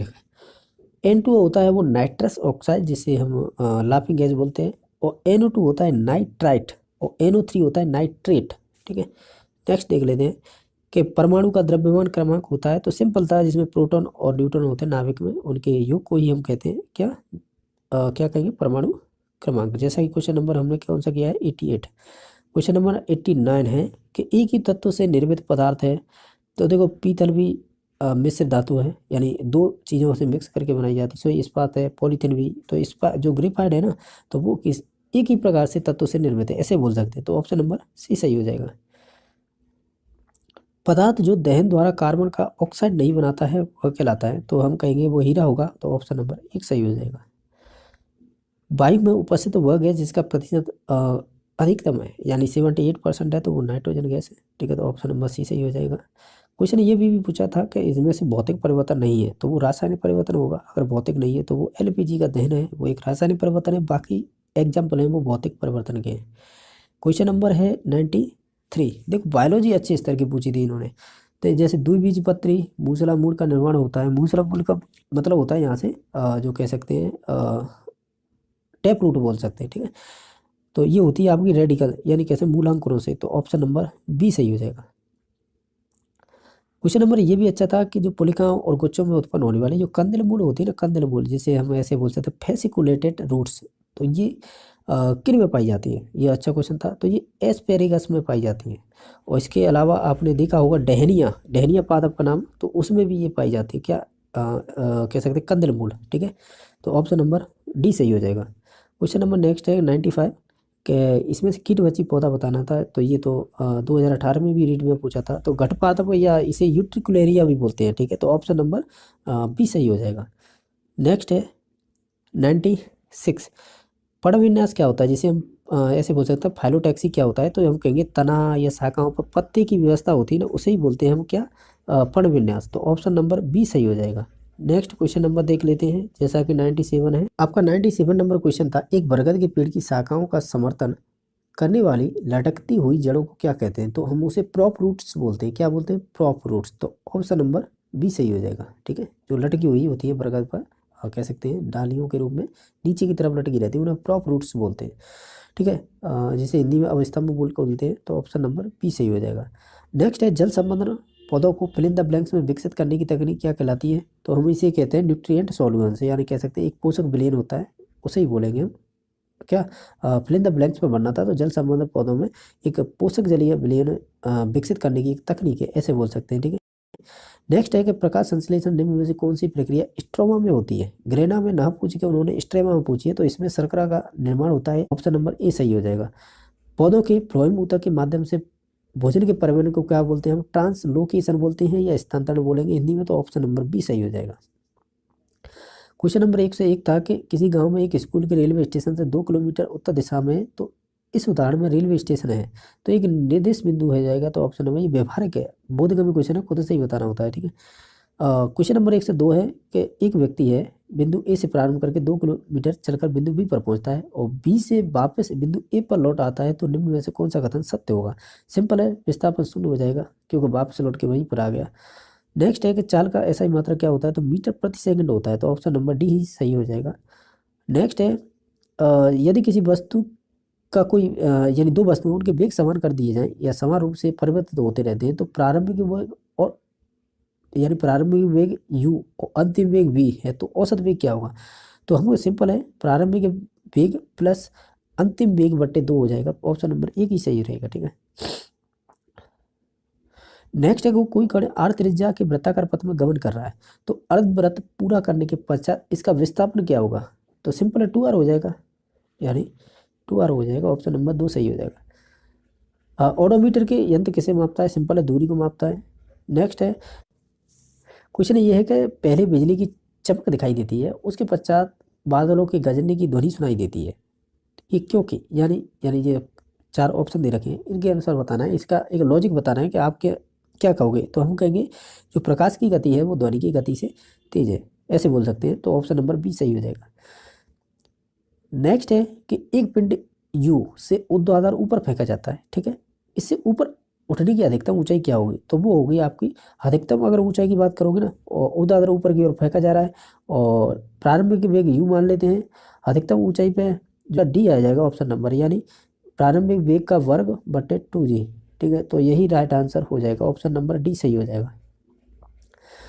Next question number है, मान लीजिए कोई लड़का 12 मीटर प्रति की नियत चाल से चल रहे मैरी गो राउंड झूले, अगर ये पता होगा ना मैरी गो राउंड झूले, तब इस क्वेश्चन का सही राइट आंसर निकाल सकते हो, अदरवाइज ये गलत हो सकता है। मैरी गो राउंड झूले पर सवारी कर रहा है, इससे ज्ञात है कि वो लड़का क्या कर रहा है, तो वो त्वरित गति में, यानी वो गति कर रहा है, उसे त्वरित परिवर्तन बार बार हो रहा है, तो ऑप्शन नंबर सी सही हो जाएगा। नेक्स्ट है 110 नंबर क्वेश्चन, ये कह रहा है कि एक वस्तु वृत्तीय पथ पर गति करती है, तो वृत्तीय पथ की किसी बिंदु पर वेग की दिशा क्या हो गई, तो उसकी अनुदिश हो जाएगी, यानी जो भी स्पर्श रेखा बनाओगे ना उसके अनुदिश हो जाएगी, तो उस बिंदु की स्पर्श रेखा के अनुदिश हो जाएगी। तो इस प्रकार ये 30 क्वेश्चन थे साइंस के, ज़्यादा टफ तो नहीं थी साइंस, लेकिन कुछ क्वेश्चन अच्छे बनाए भी थे इसमें, ठीक है, कह सकते हैं रीड इसे तो क्वेश्चन नंबर 1 से 11 से स्टार्ट करेंगे। देखिए क्वेश्चन है, पिछले महीने सूरज ने 10,280 रुपये कमाए, इस महीने में उसकी कमाई 10% बढ़ गई, तो इस महीने उसने कितनी राशि कमाई। देखिए इससे पहले महीने की बात करें तो उसके पास थे 10,280 रुपये, ठीक है, इस महीने उसने 10% और कमा लिए, तो यानी 110 से हो गए ना, क्योंकि उसको लाभ ही तो हुआ है, बस इससे इसको काट दो, इससे इसको काट दो, इन दोनों का जब आप गुणा करेंगे तो ये गुणा करने पे आ जाएगा 10,308, 10,308, यानी ऑप्शन नंबर बी अपना आंसर हो जाएगा। अब चलते हैं क्वेश्चन नंबर 1 से 12 की तरफ। केवल 2 पुरुष या केवल 3 महिलाएं एक काम को 4 दिन में करती हैं, ठीक है, इस काम को एक महिला और एक पुरुष मिलकर कितने दिन में पूरा करेंगे। तो देखिएगा वो कह रहा है कि 2 पुरुष या केवल 3 महिलाएं 4 दिन में करती हैं, अगर 2 पुरुष को ले अपन तो कितने दिन में करेंगे, पुरुष मतलब मेल कर लेते हैं, वो कर रहे हैं 4 दिन में, यह आ रहा है, इसका मतलब होता है गुणा करना है आपको, बराबर प्लस में नहीं करना है। और 2 फीमेल कितनी हो गई, देखिए 2 फीमेल भी कितने दिनों में कर रही है, 4 दिनों में, ये टोटल काम है। देखिए आदमी करेंगे तो टोटल काम ये है, औरत करेंगे तो टोटल काम ये है, सॉरी ये 3 है यहाँ पे, ठीक है, ये टोटल काम हो गया। देखिए 4 से 4 कट गया, अब इसको अपन लिख लेंगे m/f, यहाँ ये 3 पहले से ही है, इस 2 को यहाँ ले आएंगे, तो m है उसके सामने 3 आ गया, f है उसके सामने 2 आ गया, इसका मतलब ये इनकी क्या आ गई, एक दक्षता आ गई, इनकी एक क्षमता आ गई।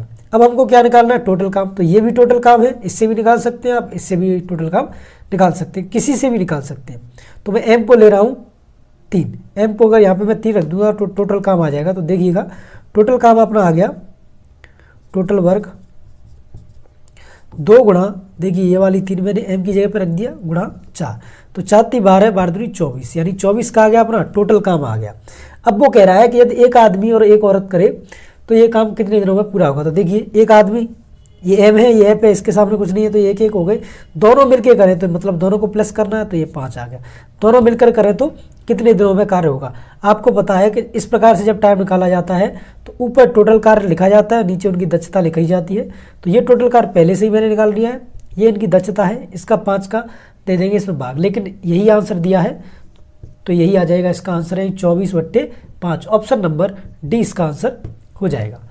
क्वेश्चन नंबर 1 से 13, ध्यान से देखिएगा, क्वेश्चन नंबर 1 से 13 कह रहा है कि यदि 6, 7, 9 और x का समांतर माध्य 10 है तो x का मान क्या है। आपको पता होगा कि जो समांतर माध्य होता है उसका फॉर्मूला होता है कि राशियों का योग, ठीक है, जो भी आपके पास राशियां हैं, राशियों का योग बट्टे राशियों की संख्या, ये आपके पास फॉर्मूला होता है। अब देखिए उसने समांतर माध्य आपको पहले से ही दिया है 10, ठीक है, ये रख लिया आपने यहाँ पे, राशियों का योग जो उसने दिया है उसका योग करना है आपको, तो 6 + 7 + 9 + x। अब ये है कितनी, 1 2 3 4, 4 नीचे रख दो, यहाँ पे इसमें बच गुणा कर देंगे, इन दोनों को, इन सब को जोड़ दो, तो 6 और 7 हो गया 13, 13 और 9 हो गया 22, तो ये हो गया 22 + x, और जब 4 से 10 को गुणा करेंगे तो ये आ जाएगा 40। तो मैं लिख देता हूँ 22 + x = 40, ठीक है। यहाँ से x की वैल्यू निकाल लेंगे तो 40 - 22 करेंगे तो ये आ जाएगा 18, x की वैल्यू कितनी आ गई अपनी 18। तो वही पूछ रहा है वो कि x का मान क्या है, तो ऑप्शन नंबर बी अपना आंसर हो जाएगा, ठीक है। क्वेश्चन नंबर 14, क्वेश्चन नंबर 1 से 14 क्या कह रहा है कि वह राशि क्या होगी जिस पर 3.5% ब्याज दर से 8 वर्षों में मिश्र धन है वो 3072 हो जाएगा। आपको मिश्र धन निकालना है कि मिश्र धन क्या हो, सॉरी मिश्र धन दिया है तो आपको मूलधन निकाल, देखिए इस क्वेश्चन को अगर आप तरीके से करेंगे तो आपको बहुत टाइम लग सकता है। कुछ नहीं करना है, वैसे आपको पता होगा कि साधारण ब्याज एसआई का फॉर्मूला होता है PT/100। तो एसआई आपको पता है, मिश्रधन दिया है तो मिश्रधन मूलधन आप अपने मन से मान सकते हैं, तो मिश्रधन में से मूलधन घटा दें, ये ब्याज आ जाएगा। PT/100 आपको लिखना है। ये मतलब करेंगे पूरी विधि से तो बहुत लंबा पड़ेगा, लेकिन अपन करेंगे ऑप्शन चेक से, ठीक है। अपन ऑप्शन चेक करेंगे तो ऑप्शन हमेशा पीछे से चेक करने चाहिए। तो फोर्थ ऑप्शन पे चलते हैं। मान लीजिए मैं आप ऐसे मान के चलता हूँ कि अगर जो मूलधन है, अगर वो मूलधन 2300 रुपये हो, ठीक है। इस पे देखिए PT/100 आप जानते होंगे, एसआई का फॉर्मूला होता है। अगर मूलधन ये है तो टी टाइम कितना है, टाइम उसने दिया है 8 वर्ष, दर दिया है उसने 3.5% बट्टे 100।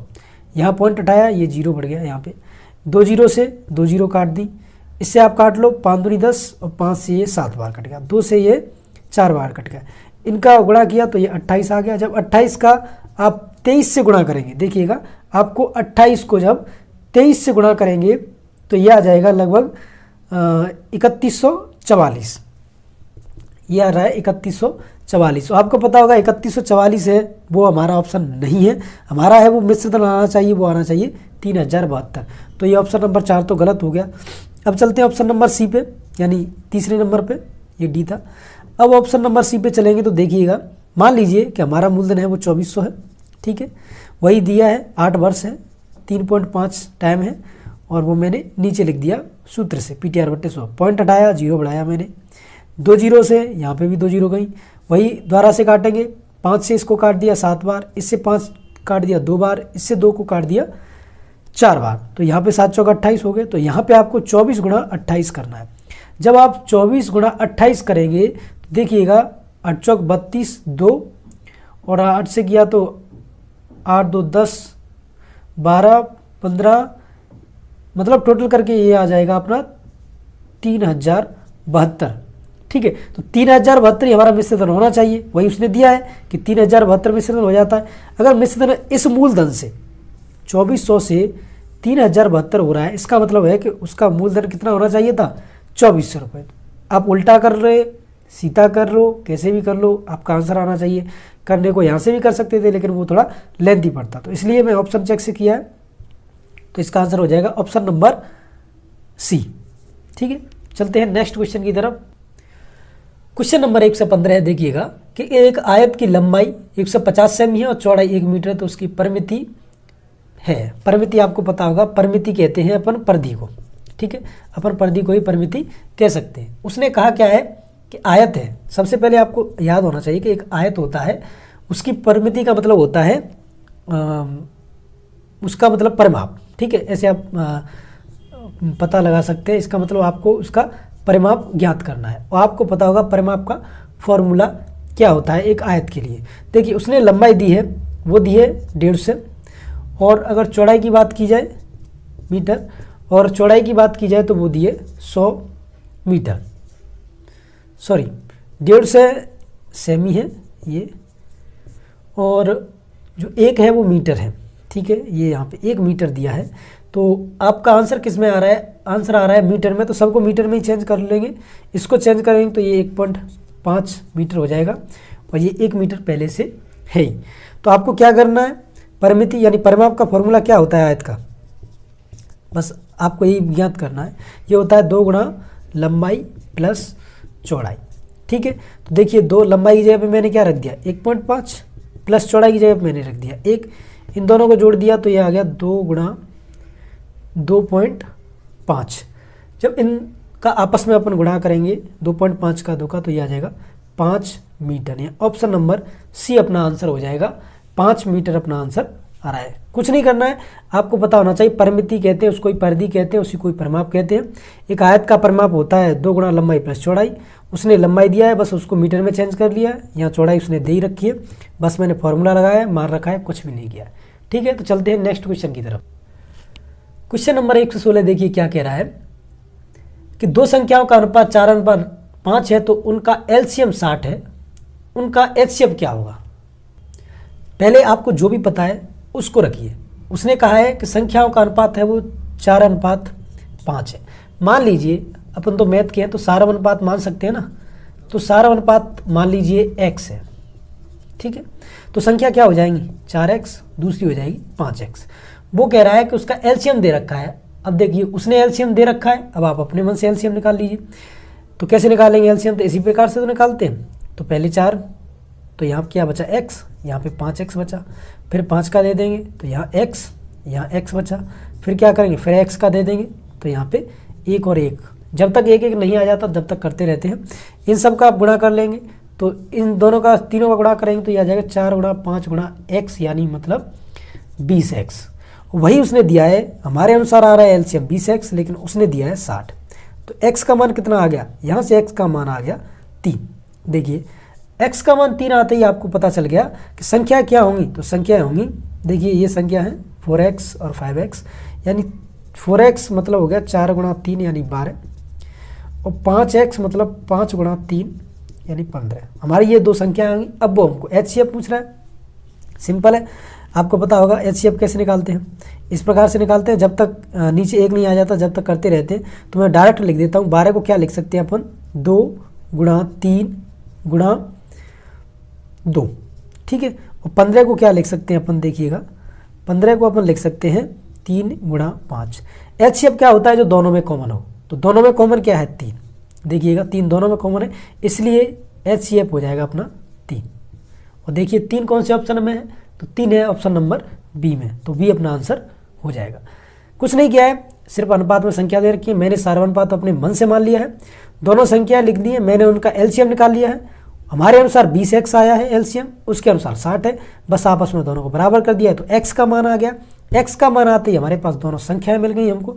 बस उन्हीं संख्याओं से दोनों संख्या निकालनी, उस संख्या से हमने क्या किया, HCF निकाल लिया। जैसे अपन करते हैं उसी तरीके से किया है, मैंने कोई भी तरीका ज़्यादा बड़ा नहीं लगाया है। चलते हैं नेक्स्ट क्वेश्चन की तरफ। क्वेश्चन नंबर 117 देखिएगा, ध्यान से देखिएगा।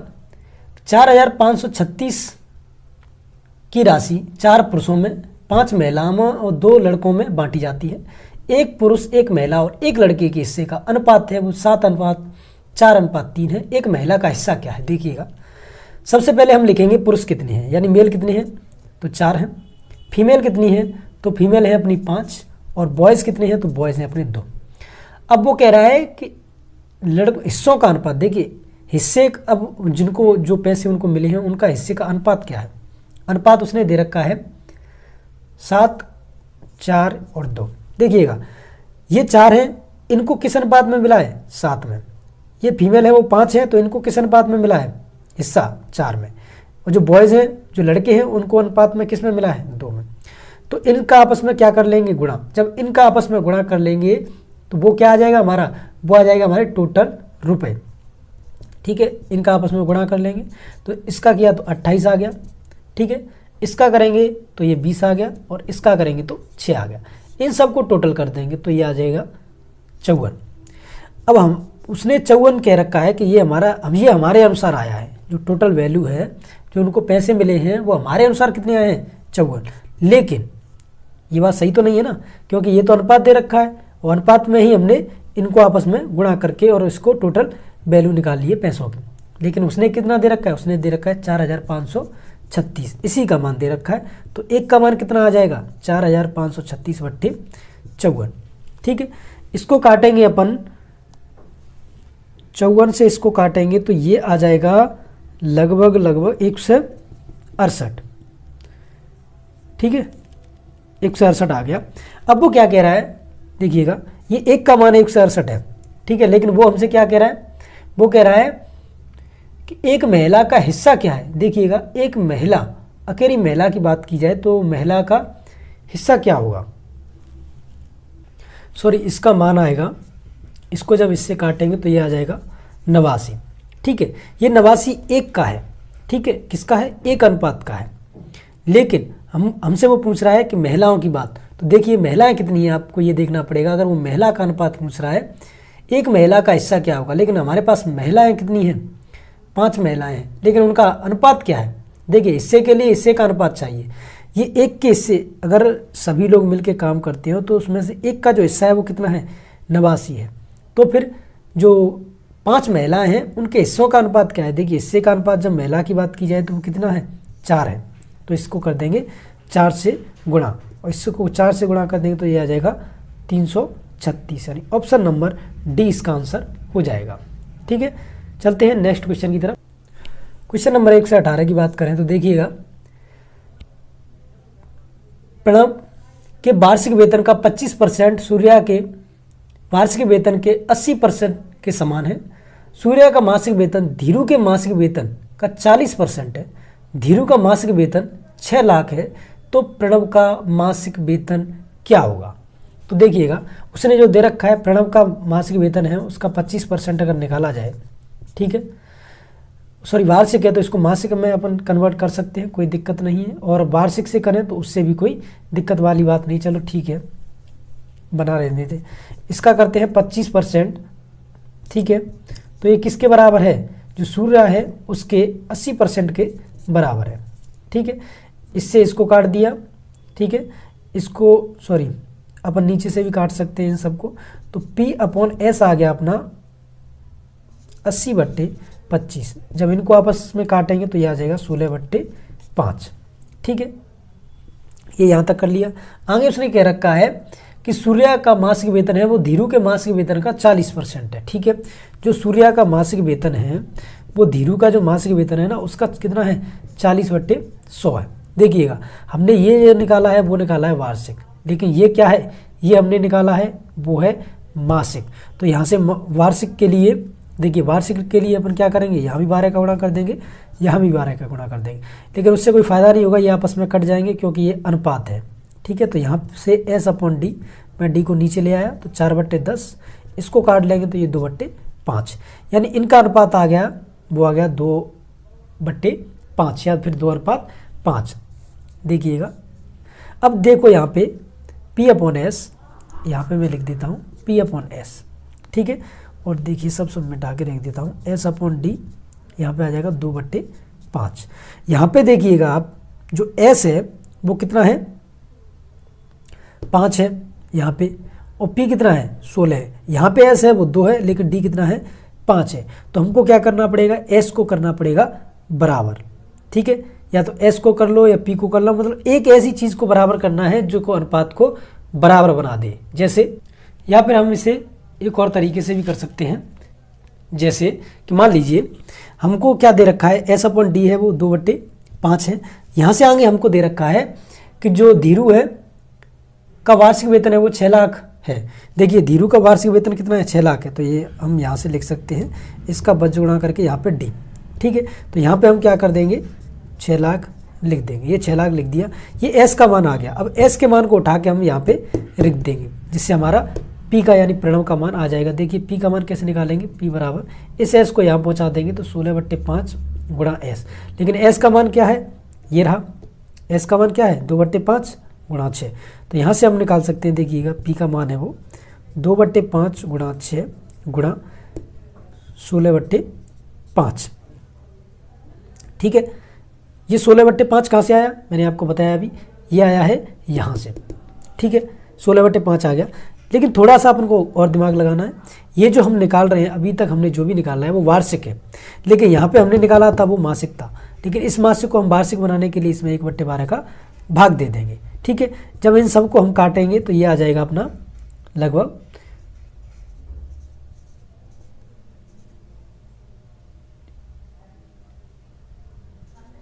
ठीक है, और नीचे इस 5 का गुणा करेंगे तो 25 आ जाएगा।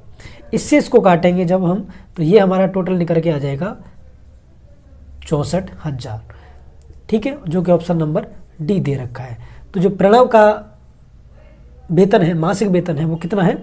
वो है 64,000। ठीक है, तो ऑप्शन नंबर D अपना आंसर हो जाएगा। चलते हैं अगले क्वेश्चन की तरफ। क्वेश्चन नंबर 119 से देखिएगा, निम्न में से किस संख्या को 99 से पूर्ण रूप से विभाजित किया जा सकता है? देखिए, 99 से पूर्ण विभाजित करना है तो 99 को आप किस प्रकार से लिख सकते हैं? इसको अपन लिख सकते हैं 9 × 11। 9 का आपको रूल पता होगा, जब संख्याओं का योग हो वो 9 से विभाजित हो जाए तो वो संख्या 9 से विभाजित होती है। और 11 का रूल होता है, या तो आप ऐसा करो, जो भी संख्या है उसके सम स्थान के जो भी अंक हैं उनका योग करके जो विषम स्थान के अंक हैं उनको अगर माइनस कर देंगे तो बराबर में 0 आना चाहिए या फिर 11 आना चाहिए। अगर ऐसा कोई संख्या आती है तो 11 से भी पूर्ण विभाजित होती है। जैसे मैं आपको करके बताता हूँ, देखिएगा संख्या दे रखी है, देखिएगा ऑप्शन पहले से ही अपन करते हैं। तो 1 1 4 3 4 5, ठीक है। हमको देखना है कि ये 3 से विभाजित है या नहीं है। 9 गुणा 11 99 है, तो जो 9 से विभाजित होगी वही 3 का नियम होता है, वही 9 का नियम होता है, ठीक है, उसमें कोई अंतर नहीं होता है। तो देखिएगा अपन इसको देखते हैं। तो 1 और 1 2, 2 और 4 6, 6 और 3 9, 9 और 4, अगर 9 और 4 को जोड़ेंगे तो 13, और 13 में अगर अपन 5 को जोड़ देंगे तो ये आ जाएगा 18, और 18 वो 9 से विभाजित हो जाता है, 3 से विभाजित होता है, इसलिए संख्या 9 से तो विभाजित है। अब हमको देखना है कि ये 11 से पूर्णतः विभाजित है कि नहीं। तो मैंने आपको बताया था सम संख्या के स्थानों के योग है वो विषम संख्या के जो भी नंबर है, संख्या है, उसको माइनस कर देंगे। तो देखिएगा ये दोनों विषम हो गई, ये दोनों विषम हो गई। सम कौन सी हो गई, ये इसके साथ सम हो गई, इसके साथ सम हो गई। तो 1 + 4 + 4 में से हम माइनस कर देंगे 1 + 3 + 5 को। देखिएगा ये एक टोटल आ रहा है 9, और ये भी टोटल आ रहा है 9। 9 में से 9 को माइनस करेंगे तो 0 आ गया। तो मैंने आपको बताया था या तो 0 आना चाहिए या फिर 11 आना चाहिए, या फिर 11 का कोई मल्टीपल आना चाहिए, तभी वो 11 से विभाजित होता है इस प्रकार से संख्या घटाने से। तो ये 0 आ रहा है, इसका मतलब ये 11 से भी पूर्ण विभाजित है। तो ऑप्शन नंबर 1 ही अपना आंसर हो जाएगा, ठीक है। चलते हैं अगले क्वेश्चन की तरफ। क्वेश्चन नंबर 1 से 20 से देखिएगा 903 गुणा 903 प्लस 903 गुणा 194 प्लस 97 गुणा 97 को सरल मान करना है। कुछ नहीं है, सिर्फ आपको फॉर्मूला आना चाहिए। देखिएगा उसने क्या दे रखा है, 903 गुणा 903, सॉरी प्लस है ये, सॉरी हाँ गुणा ही है ये, यहाँ पे प्लस है, ठीक है। 194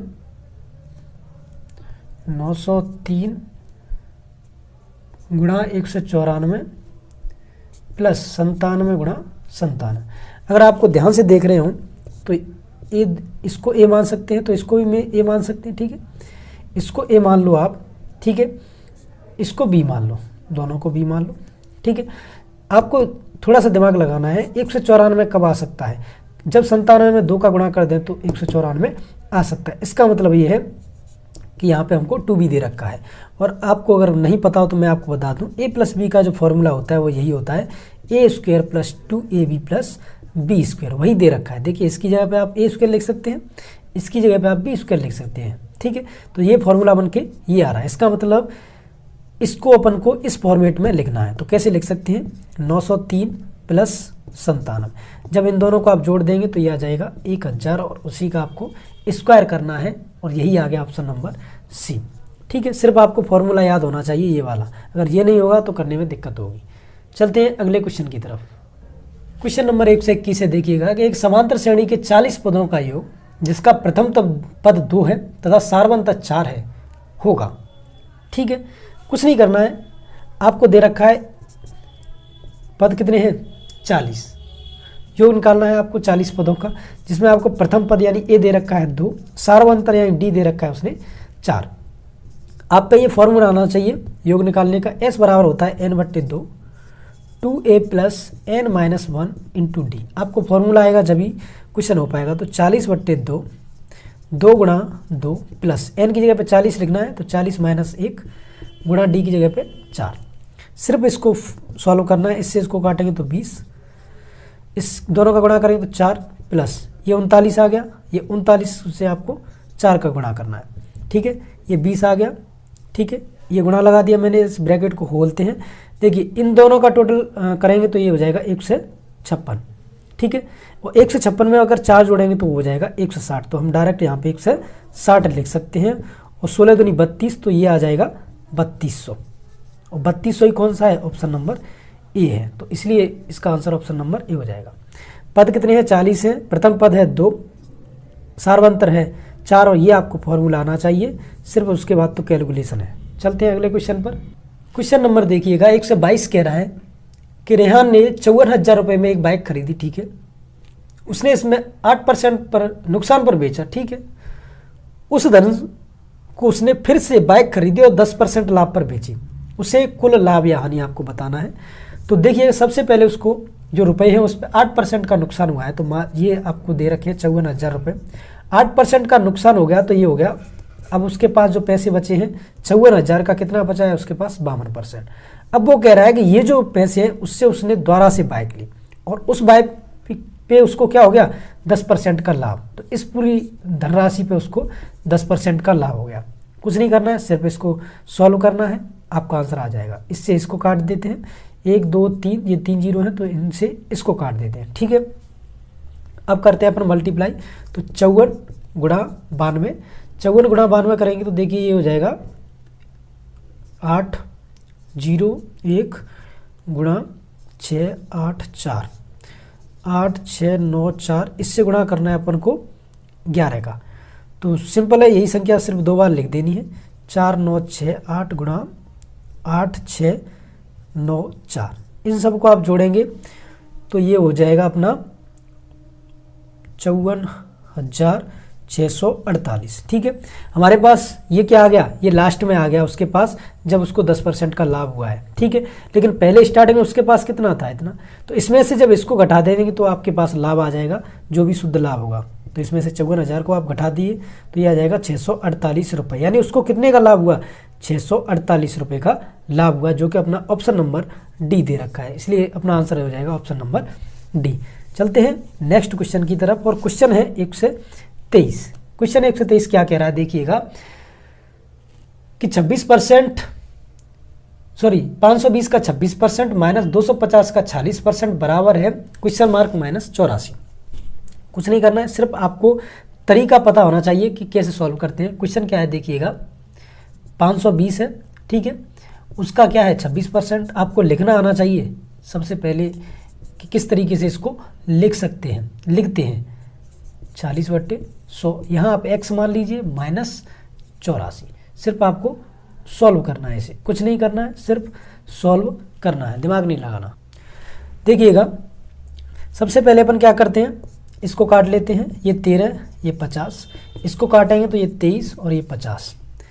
आपको दिख रहा होगा कि इन दोनों में से अगर कॉमन लिया जाए तो 1/50 दोनों में से कॉमन लिया जा सकता है। ठीक है, 1/50 को इसमें डायरेक्ट गुणा कर देंगे, बच गुणा।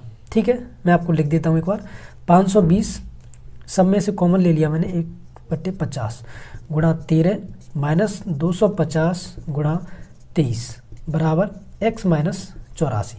ये 1/50 है, मैंने इसको इधर गुणा कर दिया।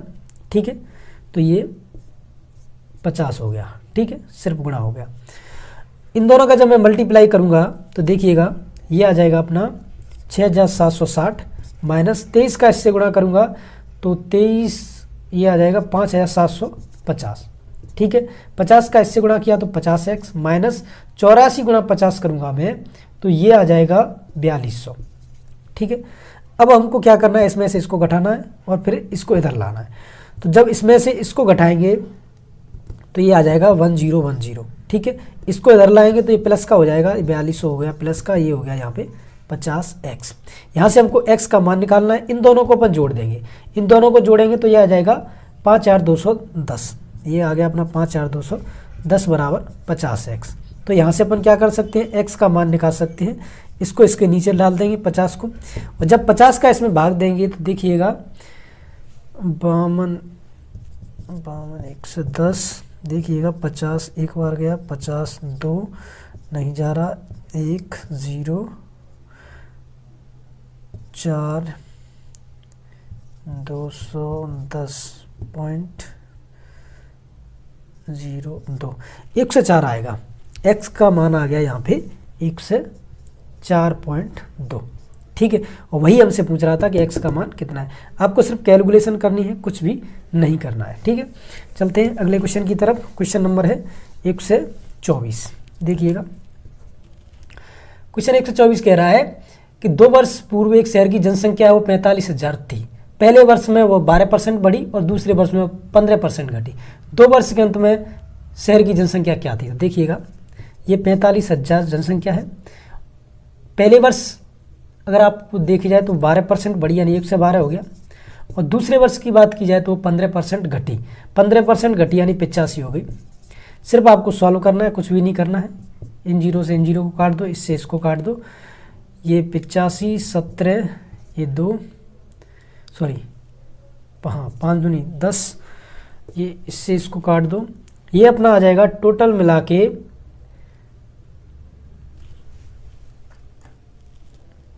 42,840, 42,840 जो कि अपना बी ऑप्शन दे रखा है, तो ऑप्शन नंबर 20 का आंसर हो जाएगा। ठीक है, चलते हैं अगले क्वेश्चन की तरफ। क्वेश्चन नंबर 125 कह रहा है कि एक समचतुर्भुज के विकर्ण 24 सेमी है और 10 सेमी है, इसकी भुजा। आपको पता होगा एक समचतुर्भुज क्या होता है। एक समचतुर्भुज होता है जिसकी चारों भुजाएं कैसी हों, आपस में बराबर हों। ठीक है, मान लीजिए ये एक समचतुर्भुज है, इसकी जो चारों भुजाएं हैं वो आपस में कैसी हैं, बराबर हैं। अब वो विकर्ण के मान दे रखे हैं, उसने 2 विकर्णों के मान दे दिए हैं आपको। देखिएगा, एक विकर्ण है वो 24 सेमी का है, ये यहाँ से यहाँ तक है वो 24 का है। ठीक है, और ये वाला है पूरा, ये वाला वो दे रखा है उसने 10 सेमी का, यानी ये पूरा है वो 10 सेमी का दे रखा। आपको पता होगा समचतुर्भुज है वो इस बिंदु पर 90 डिग्री पे तो कट करते हैं और आपस में समद्विभाजित करते हैं। तो आपको पता होगा जब ये 10 की है पूरी तो ये कितने की हो जाएगी, 5 की, और ये जब 24 की है तो ये कितनी हो जाएगी, 12 की। क्योंकि ये 90 पे कट कर रहे हैं, इसका मतलब ये है कि ये एक समकोण त्रिभुज बन रहा है। देखिए ये वाला, जब ये समकोण त्रिभुज बन रहा है तो ये इसके लिए आधार हो गया, ये इसके लिए क्या हो गया, ऊंचाई हो गई यानी लंब हो गया, तो ये इसके लिए क्या हो गया, कर्ण हो गया। पाइथागोरस लगा देंगे तो 5 का स्क्वायर प्लस 12 का स्क्वायर ये हो जाएगा 13 का स्क्वायर। ठीक है, तो ये भुजा कितनी आ गई हमारे पास, 13 आ गई, जो कि दे रखी है ऑप्शन नंबर डी में। तो ऑप्शन नंबर डी इसका आंसर हो जाएगा। सिर्फ आपको लॉजिक पता होना चाहिए, उसके अलावा इस क्वेश्चन में कुछ नहीं था। क्वेश्चन नंबर 126 देखिएगा।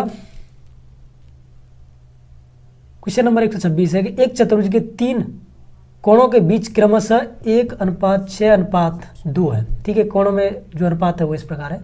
चौथे कोण का मान है वो 45 दे रखा है उसने, 45 डिग्री। चतुर्भुज के सबसे बड़े और सबसे छोटे कोण के बीच का अंतर देखना है आपको। जो सबसे बड़ा कोण आएगा और सबसे छोटा कोण आएगा। आपको पता होगा कि जो चतुर्भुज होता है उसके सभी कोणों का मान होता है 360।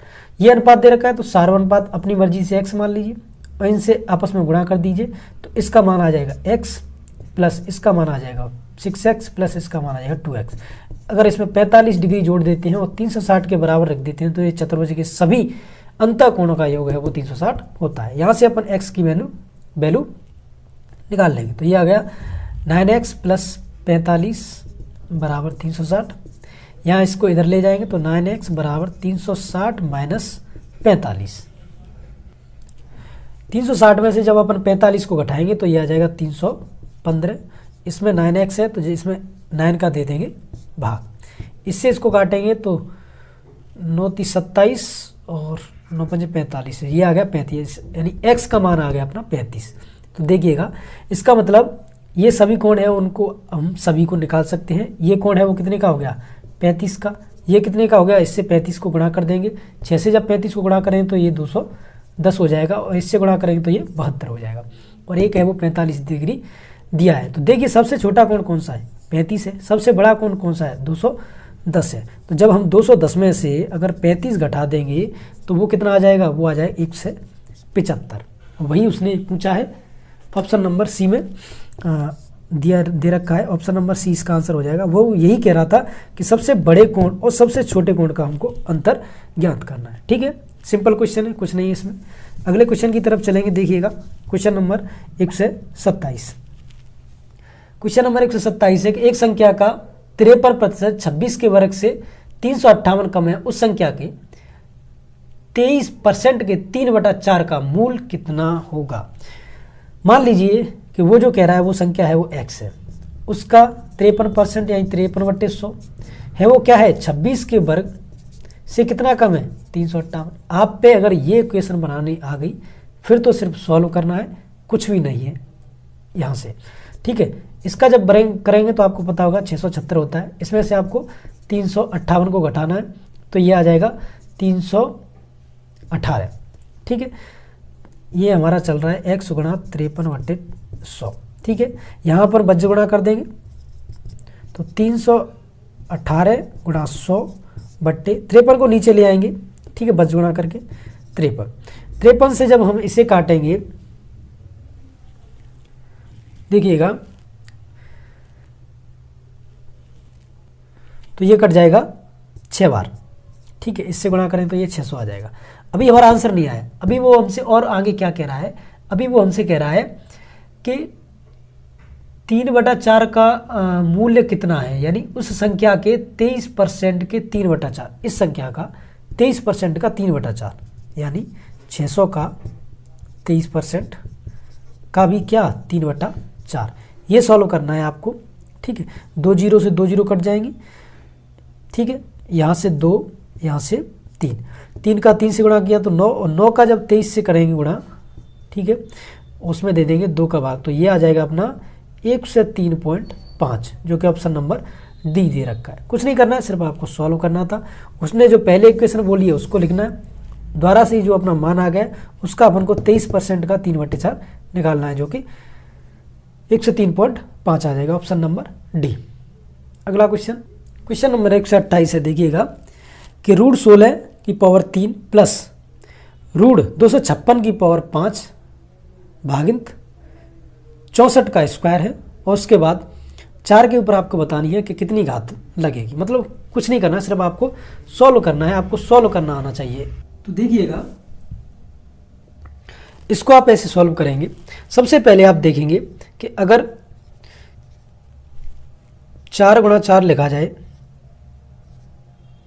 4 गुणा अगर 4 लिखा जाए तो उसको हम क्या लिख सकते हैं, उसको लिखेंगे 16, और 16 को क्या लिख सकते हैं, 4 का स्क्वायर। इसी प्रकार हम 4 गुणा 4 3 बार कर दें तो वो होता है 64, और जिसको हम लिख सकते हैं 4 की पावर 3। फिर होता है 4 गुणा 4, यानी 4 बार कर दें तो वो हो जाएगा 256, जिसको हम लिख सकते हैं 4 की पावर 4। इतना पता है, बस यही सॉल्व करना है। यानी सीधी बात है कि यहाँ पे 64 है, वहाँ पे हम क्या लिख सकते हैं, 4 की पावर 3। ठीक है, तो देखिएगा 4 की पावर, देखिए यानी 16 को अपन क्या लिख सकते हैं, रूट 16 को अपन क्या लिख सकते हैं, उसको लिख सकते हैं हम 4 की पावर 2। ठीक है, इस पे रूट पहले से ही लग रहा है तो रूट से ये 2 कट जाएगी, आपको पता होगा। तो यहाँ क्या बचा 4, इसकी पावर कितनी है 3। इसी प्रकार से यहाँ क्या लिख सकते हैं अपन 4 की पावर 2, और इसकी पावर कितनी है 5, और नीचे क्या लिखेंगे अपन 4 की पावर 3, जिसकी पावर कितनी है 2। सिर्फ ये टर्म आपको सॉल्व करनी है, इसके अलावा कुछ भी नहीं करना। देखिएगा 4 की पावर 3 गुणा, इन दोनों का आपस में गुणा कर देंगे 4 की पावर 10 हो जाएगा, और यहाँ इन दोनों का आपस में गुणा कर देंगे तो 4 की पावर 6 हो जाएगा। इन दोनों का जब आधार समान हो तो घातें जुड़ जाती हैं, तो 4 की पावर 13 हो जाएगा। ठीक है, और नीचे 4 की पावर 6 पहले से है, जब ये ऊपर जाएगा तो 13 में से 6 माइनस हो जाएगा, यानी 4 की पावर आ जाएगा, वो आ जाएगा 7। वही वो कह रहा है कि 4 की पावर अगर x है सामने तो इस x का मान कितना होगा, तो इस x का मान हो जाएगा 7। सिंपल है, सिर्फ आपको ये चीज़ें आनी चाहिए। अगर ये चीज़ें नहीं आती हैं तो क्वेश्चन करने में थोड़ा टाइम लग सकता है, उसके अलावा कुछ नहीं है। सिर्फ आपको ये चीज़ें आनी चाहिए, और इस प्रकार से थोड़ा लिखना भी मैनेज करके आना चाहिए, उससे आपके सभी क्वेश्चन आराम से सॉल्व हो जाएंगे। चलते हैं अगले क्वेश्चन की तरफ। क्वेश्चन नंबर 129 देखिए, कुछ नहीं है, सिर्फ फॉर्मूला है। अगर आपको याद हो, देखिएगा ध्यान से देखिएगा, ये a प्लस बी का स्क्वायर बन रहा है, ये a माइनस बी का स्क्वायर बन रहा है। ठीक है, और नीचे बन रहा है अपना a इंटू बी। अगर आपको ये डायरेक्ट फार्मूला याद है कि इस फार्मूला का सॉल्यूशन क्या होता है, तो इसका आता है 4। अगर आपको नहीं पता है तो सॉल्व करके देते हैं। इसका खोलते कैसे, देखिए a प्लस बी के होल स्क्वायर को, तो a square plus B square plus 2ab minus, इसको कैसे खोलेंगे, a स्क्वायर ब्रैकेट लगा दो, a square minus B square, sorry plus B square minus 2ab। ठीक है, यहाँ से a भी नीचे लिख देंगे। ठीक है, a square plus B square plus 2ab, minus है, माइनस चिन्ह आने से सभी के चिन्ह चेंज हो जाएंगे, तो ये हो गया माइनस का, ये भी हो गया माइनस का, और ये हो जाएगा प्लस का। ठीक है, उसके नीचे ये लिख देंगे। तो ये माइनस का है, ये प्लस का है, तो ये आपस में कट गया। ये प्लस का है, ये माइनस का है, तो ये भी आपस में कट गया। ये दोनों प्लस के हैं तो ये आपस में जुड़ जाएंगे, और ये कितने हो जाएंगे 4ab। नीचे ab पहले से ही है, तो ab से ab कट गया, तो ये आ जाएगा 4। मैंने आपको बताया था इसका आंसर डायरेक्ट 4 आता है, अगर आपको पता होता तो जल्दी आंसर आ सकता था। चलते हैं नेक्स्ट क्वेश्चन की तरफ। देखिएगा, अब चलते हैं क्वेश्चन नंबर 130 की तरफ। तो क्वेश्चन नंबर 130 कह रहा है कि गोपी तथा अजय की वर्तमान आयु का अनुपात है वो 2:4 है। ठीक है, जो उनकी आयु है उनका अनुपात है वो 2:4 है। ठीक है, उसके बाद कह रहा है वो तथा आयु का योग है वो 60 है और 20 वर्ष बाद उनकी आयु का अनुपात क्या होगा। ठीक है, 20 वर्ष बाद। ठीक है, 20 वर्ष बाद पूछ रहा है और दोनों का टोटल बता रहा है 60। तो देखिएगा, गोपी लिख लिया, ठीक है, और नीचे मैंने लिख लिया अजय को। ठीक है, ये 2:4 दिया है, इसको हम 1:2 भी लिख सकते हैं। इन दोनों की आयु का जो योग है वो 3 है, वो कितना दे रखा है 60। हमारे अनुसार 3 है, उसके अनुसार 60 दे रखा है, तो 1 का मान कितना आ जाएगा 20। ठीक है, तो इसका मतलब है इन दोनों से जब इस संख्या को गुणा कर देंगे तो वो इनकी आयु आ जाएगी। देखिए गोपी की आयु कितनी है, तो गोपी की आयु है 2 गुणा 20। ठीक है, 2 गुणा 20 ये गोपी की आयु है, यानी 40 वर्ष की है। अजय की बात की जाए तो वो है 4 गुणा 20 यानी 80 साल का है अजय। अब वो कह रहा है कि 20 साल बाद इनकी उम्र क्या हो जाएगी, तो 20 इसमें जोड़ दो, 20 इसमें जोड़ दो, तो ये हो जाएगा 60 और ये हो जाएगा 100। अब वो कह रहा है कि दोनों की आयु का अनुपात पूछ रहा है, तो G अनुपात A अगर करें तो ये हो जाएगा 60:100। ठीक है, 60:100। 0 से 0 ये आ जाएगा, 6 से इसको काटेंगे तो यानी 2 से काट देंगे तो 3:5, यानी 20 वर्ष जो बाद उनकी जो आयु का अनुपात होगा वो होगा 3:5, यानी ऑप्शन नंबर सी अपना आंसर हो जाएगा। चलते हैं अगले क्वेश्चन की तरफ। क्वेश्चन नंबर 131 को देखते हैं। देखिएगा 131 क्वेश्चन नंबर कह रहा है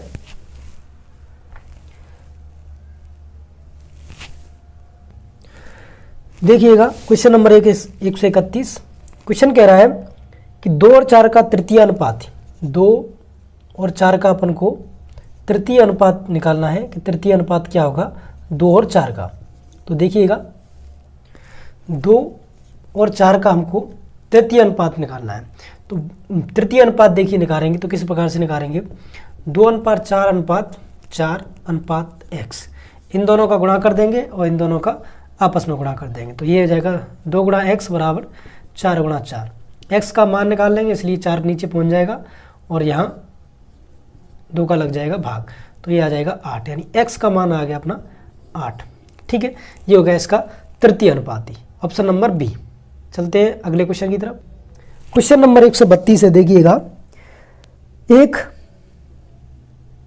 ऑब्जर्वर एक बिल्डिंग से 72 मीटर दूरी पर खड़ा है, वहीं से बिल्डिंग से उस पर लगे फ्लैग स्टाफ को ऊपरी तथा नीचे के सिरे का उन्नयन कोण क्रमशः 60 और 45 है। तो फ्लैग स्टाफ की लंबाई पूछ रहा है, आपको फ्लैग स्टाफ की लंबाई पूछ रहा है। तो देखिएगा इसका चित्र कुछ इस प्रकार होगा।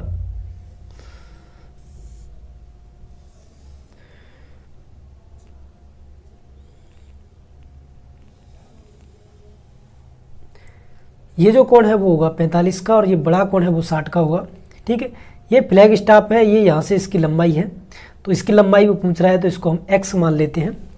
ये उसने दे रखा है A B C, इसको D मान लेते हैं। तो BC की जो लंबाई है वो उसने 72 मीटर दे रखी है।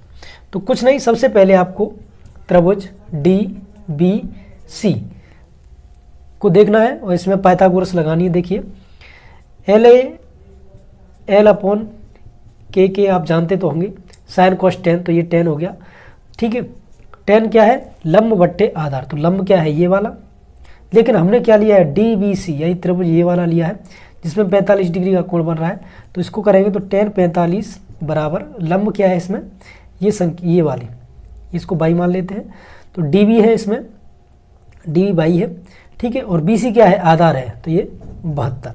आपको पता होगा 10 45 का मान 1 होता है, इसलिए 22/72 कर लेंगे। तो 22 का मान आ जाएगा यहाँ से 72, बस जोड़ा करने पर ये इधर पहुँच जाएगा। तो 22 का मान आ गया 72। सीधी बात है, इसका मतलब ये हो गया कि इस 22 का मान अपन को पता चल गया कि ये यहाँ पे 72 है। ठीक है, 72। अब देखिए द्वारा से अपन क्या करेंगे, अब द्वारा से हम जो बड़ा त्रिभुज है, त्रिभुज ABC में पाइथागोरस लगाएंगे। देखिएगा त्रिभुज का फॉर्मूला लगाएंगे तो देखिएगा 60 डिग्री का ये कोण है ये, तो इसके लिए जो लंब है वो क्या होगा, ये पूरा, लेकिन आधार तो यही रहेगा ना। तो देखिएगा इसी से लगाएंगे तो tan 60 डिग्री बराबर यहाँ से यहाँ तक तो x प्लस 72 बट्टे नीचे वाला BC जो कि 72 दिया हुआ है। tan 60 की जो वैल्यू होती है वो होती है √3, आपको पता होना चाहिए, x प्लस 72 बट्टे 72, ठीक है। इसका इसमें कर देंगे मल्टीप्लाई तो ये आ जाएगा 72 √3 बराबर x प्लस 72, ठीक है। इस 72 को इधर ले लेंगे तो ये आ जाएगा 72 √3 माइनस 72 बराबर x, यहाँ से हम 72 को कॉमन ले लेंगे तो ये आ जाएगा √3 माइनस 1 बराबर x।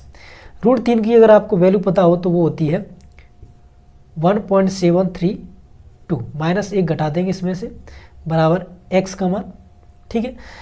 जब इसमें से इसको घटाएंगे तो ये बचेगा 0.732, यानी आपको 72 का गुणा करना है 0.732।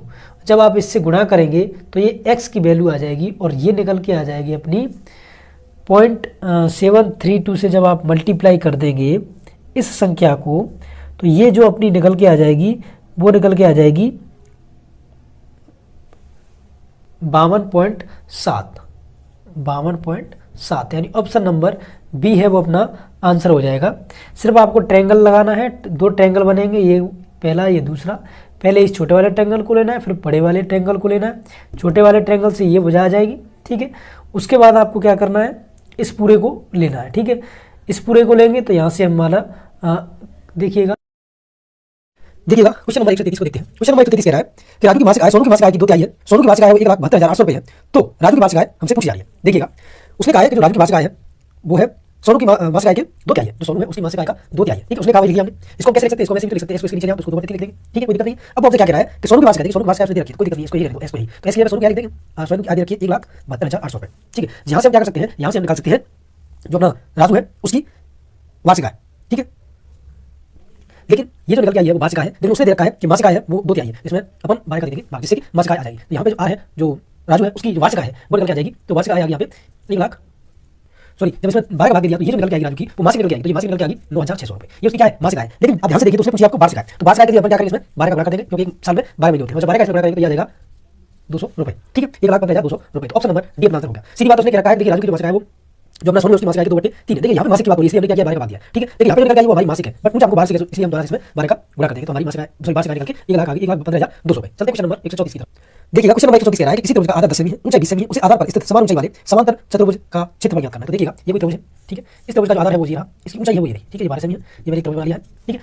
उसने जो कहा सिर्फ हमने वही किया है, वो ये कह रहा है कि उसी आधार पर स्थित एक समान ऊंचाई वाले समांतर चतुर्भुज का क्षेत्रफल ज्ञात करना है। इसी आधार पर देखिए, इसी आधार पर मान लीजिए कोई समांतर चतुर्भुज है, ये इसका आपको क्या निकालना है, क्षेत्रफल निकालना है। अगर आपको पता हो तो एक थ्योरम होती है, उस थ्योरम के अनुसार ये होता है कि अगर एक ही आधार पर एक त्रिभुज बना हो और उसी आधार पर एक चतुर्भुज बना हो तो जो चतुर्भुज का क्षेत्रफल होता है ना वो इस त्रिभुज के क्षेत्रफल का दुगना होता है। तो इससे हमें क्या पता चलता है कि इसका आधार पता है, इसकी ऊंचाई पता है, तो हम इस त्रिभुज की ABC क्या निकालेंगे, क्षेत्रफल निकालेंगे और उसका जब दुगना कर देंगे तो वो हमारे जो PBC की जो समांतर चतुर्भुज है उसका क्षेत्रफल निकल के आ जाएगा। तो देखिएगा हम त्रिभुज का क्षेत्रफल निकाल लेते हैं, तो 1/2 आधार गुना ऊंचाई, इसे काटे 5 बार तो ये कितना आ गया 60, सॉरी ये 12 नहीं है ये 20 है, ठीक है। तो यहाँ पे लिख देंगे 20, ठीक है। इससे काटा तो 5 बार, 20 का 5 से गुणा करेंगे तो 100, ठीक है, ये इकाई आ गया, ठीक है। ये क्या है त्रिभुज का क्षेत्रफल। अगर हमको समांतर चतुर्भुज का क्षेत्रफल निकालना है तो हम इसका कर देंगे दुगुना, तो देखिए समांतर चतुर्भुज का क्षेत्रफल हो जाएगा 2 × 100 यानी 200 वर्ग इकाई, ठीक है। ये अपना ऑप्शन नंबर 1, ठीक है। चलते हैं नेक्स्ट क्वेश्चन की तरफ। जो अपना 135 नंबर क्वेश्चन है, आप पढ़ के देख लीजिए इस क्वेश्चन को। इस क्वेश्चन में मुझे मिस्टेक लगी है, हो सकता है कि मुझसे नहीं निकल रहा हो, ऐसा भी हो सकता है, लेकिन मेरे ख्याल से क्वेश्चन में ही मिस्टेक है क्योंकि जिस प्रकार से ये दे रखा है एक विषम त्रिभुज बन रहा है, एक विषम त्रिभुज का क्षेत्रफल निकालने का जो फॉर्मूला होता है √S - A - उसमें मैंने फिट करके देखा तो कोई भी आंसर नहीं आ रहा है, इसलिए इस क्वेश्चन को स्किप करते हैं। ये क्वेश्चन हो सकता है कि गलत हो। चलते हैं 136 नंबर पे। देखिएगा क्वेश्चन है दो वृत्तों की परिधि क्रमशः 88 मीटर है, एक की 220 मीटर है, तो बड़े वृत्त और छोटे वृत्त के क्षेत्रफल का बीच अंतर क्या है ये हमको ज्ञात करना है। यानी 2 है, एक तो ये रहा, एक ये रहा। अगर बड़े की बात की जाए तो इसमें उसने 220 दे रखी है इसकी परिधि और इसकी दे रखी है 88 मीटर, तो हमको क्या करना है, ये जो बीच का क्षेत्रफल है ना इनके बीच का क्षेत्रफल वो निकालना है। तो क्या करेंगे, बड़े का क्षेत्रफल में छोटे का क्षेत्रफल घटा देंगे तो बीच का क्षेत्रफल निकल आएगा। लेकिन उसके पहले हमको क्या करनी है, परिधि ज्ञात। सबसे पहले करेंगे परिधि को ज्ञात, सॉरी त्रिज्या को। देखिएगा अगर छोटे वृत्त की बात की जाए तो 2πr उसकी परिधि को मान लें तो 88 है, तो अपन आप निकालेंगे 88/2, यहाँ 22 × 7 ऊपर बन जाएगा, तो ये 44 हो गया, इससे ये 2 बार और ये आ गया 14 सेमी। ये क्या आ गई, त्रिज्या आ गई छोटे वृत्त की। अगर बड़े वृत्त की बात की जाए तो ये देखा है 220, यहाँ से अपन आप निकालेंगे तो 220/2, यहाँ 22 × 7 ऊपर बन जाएगा, इस 22 से ये 22 कट गया, ये यहाँ पे 10 बचा, इससे इसको काटेंगे तो 5 बचा, इससे इसका मल्टीप्लाई करेंगे तो ये 35 सेमी। यानी छोटी वाली त्रिज्या 14 सेमी है, बड़ी वाली हो 35 सेमी। अब निकालेंगे क्षेत्रफल, तो इस छोटे वाले का क्षेत्रफल निकालें ये अपना छोटे वृत्त का, ठीक है। छोटे वृत्त का क्षेत्रफल निकालें तो वो आ जाएगा πr² यानी 22/7, r² यानी 14 × 14, ठीक है। तो ये 2 बार कटा 7 28 का जब हम 22 से गुणा करेंगे, देखिएगा 28 का जब हम अपने 22 से गुणा करेंगे तो ये लगभग आ जाएगा 616। अगर बड़े वृत्त के क्षेत्रफल की बात की जाए तो देखिए 22/7 × 35 × 35, इससे इसको काटेंगे तो 5 बार कटेगा, 5 से 35 को गुणा करेंगे तो 22 को गुणा करेंगे तो ये पूरा अपना आ जाएगा लगभग 3850, ठीक है। इस बड़े वाले का 3850, छोटे वाले का 616, तो बड़े में से छोटा घटा देंगे तो इस बीच का क्षेत्रफल निकल के आ जाएगा। देखिए 3850 616, ये 4 ये 3, ये 2 और ये 3, यानी 32 34 32 34 देखिए ऑप्शन नंबर डी अपना आंसर हो जाएगा। ठीक है, तो आपको परिधि रखिए, परिधि से परिचय निकालनी है और उसके बाद उसका क्षेत्रफल निकालना है। कोई ज्यादा टफ था नहीं, तो बहुत इजी क्वेश्चन। चलते हैं अगले क्वेश्चन की तरफ। क्वेश्चन नंबर 137 की बात करें तो साधारण ब्याज की दर से शीला ने 5 वर्ष के लिए 50,600 रुपए का कर्ज लिया। 5 वर्ष के बाद उसने 65,780 रुपए की राशि चुकाई। तो शीला ने किस वार्षिक ब्याज की दर से कर्ज लिया? सिंपल बात है, ये मिश्रण उसका दे रखा है 65,780। ठीक है, और देखिएगा उसका मूलधन है जो उसने पैसे लिए थे स्टार्टिंग में, वो लिए थे 50,600। अगर इसको इसमें से घटा देंगे, इस मूलधन में से मूलधन को घटा देंगे मिश्रण में से, तो हमारे पास ब्याज निकल के आएगी और वो ब्याज कितनी आएगी? 15,180। ठीक है, ये 15,180 ब्याज निकल के आएगी। और आपको पता होगा ऐसा फॉर्मूला क्या होता है? पीटीआर बटे 100, यानी मूलधन समय दर बटे 100। ये निकल के आइए 15,180 बराबर मूलधन कितना दे रखा है? 50,600 गुणा टाइम कितना दे रखा है? 5 साल, आर अपन को निकालना है बटे 100। ठीक है, तो 2 जीरो से 2 जीरो कट गया। ठीक है, 5 से पहले इसको काट देंगे, इसको जब सॉल्व करेंगे तो ये जो हमारी दर आ जाएगी, आर आ जाएगी, वो आ जाएगी 6%। यानी ऑप्शन नंबर अगर बात करें तो देखिएगा 6% आ रहा है ऑप्शन नंबर डी। सिंपल है, ऐसा ही फॉर्मूला लगाना है, मिश्रण में से मूलधन घटाना और फॉर्मूला लगाना। ठीक है, चलते हैं क्वेश्चन की तरफ। क्वेश्चन नंबर 138 कह रहा है कि कांच का एक ठोस विलयन जिसका व्यास है वो 1.5 मीटर है और ऊंचाई है वो 1 मीटर है, तो गलाकर एक गोला बनाया गया तो गोले का व्यास क्या होगा? देखिएगा सबसे पहले अगर बात करें तो सबसे पहले बेलन की बात करेंगे तो बेलन का व्यास है, देखिए व्यास कितना दे रखा है? 1.5, तो त्रिज्या कितनी हो जाएगी अपनी? 1.5 बटे 2। ठीक है, ऊंचाई उसकी ऊंचाई कितनी रखी है? 1 मीटर। ठीक है, अब वो कह रहा है ढाला जा रहा है, इसका मतलब आयतन की बात हो रही है। सबसे पहले बेलन का आयतन करेंगे, देखिएगा बेलन का आयतन होता है पाई आर स्क्वायर एच। बस आपको मान रखना है 22/7 और आप मान पाई का तो मान रखें तो ठीक है, क्योंकि अब की बार भी अपने जो गोले का आयतन निकालेंगे तो उसमें पाई आएगी तो उसमें कट जाएगी, ऐसा अपन सोच सकते हैं। तो 2 गुणा 1.5/2 गुणा एच है वो अपना 1 है। ठीक है, अब ये आयतन आ गया। अब ये आयतन किसके बराबर होगा? ये जो गोला बनाया जा रहा है उसके आयतन के बराबर होगा। तो इसे हम किसके बराबर कर सकते हैं? जो ये आयतन आया है उसे हम गोले के आयतन के बराबर कर सकते हैं। ठीक है, गोले का आयतन क्या होता है? 4/3 पाई आर क्यूब। ठीक है, तो पाई गुणा 1.5/2 गुणा 1.5/2 गुणा 1, पाई से पाई कैंसिल हो गया। ठीक है, देखिएगा इस पॉइंट को निकालेंगे तो यहाँ 0 हो जाएगा दोनों तरफ। ठीक है, इसको काट देंगे तो 5 से काटेंगे तो ये 3 बार, ये काटेंगे तो 4 बार, ये 3 बार और ये 4 बार। देखिएगा आर क्यूब यहाँ पे बचा, ये 3 पहले से था, 3 गुणा 3। ठीक है, एक है उसका कोई मतलब नहीं है, नीचे 4 गुणा 4 पहले से था, फिर 4 यहाँ से आ गया, यहाँ 3 3 2 पहले से था, एक 3 बच का पहुंच गया तो 3 आ गया। ठीक है, ये आर क्यूब है, तो अगर आर निकालेंगे तो आप इतना तो मैं जानते होंगे, दोनों तरफ क्या करना पड़ेगा? रूट क्यू करना पड़ेगा। ठीक है, तो रूट क्यू को जब उठाएंगे तो आर बराबर आएगा 3/4। ये त्रिज्या है, लेकिन उसने क्या कहा है? उसने कहा है कि हमको बताना है व्यास, जो गोला है उसका व्यास। तो आपको पता होगा व्यास क्या होता है? त्रिज्या का होता है, तो 2 गुणा 3/4, इसे ये कट गया 2 बार, तो 3/2 यानी 1.5 मीटर आ जाएगा।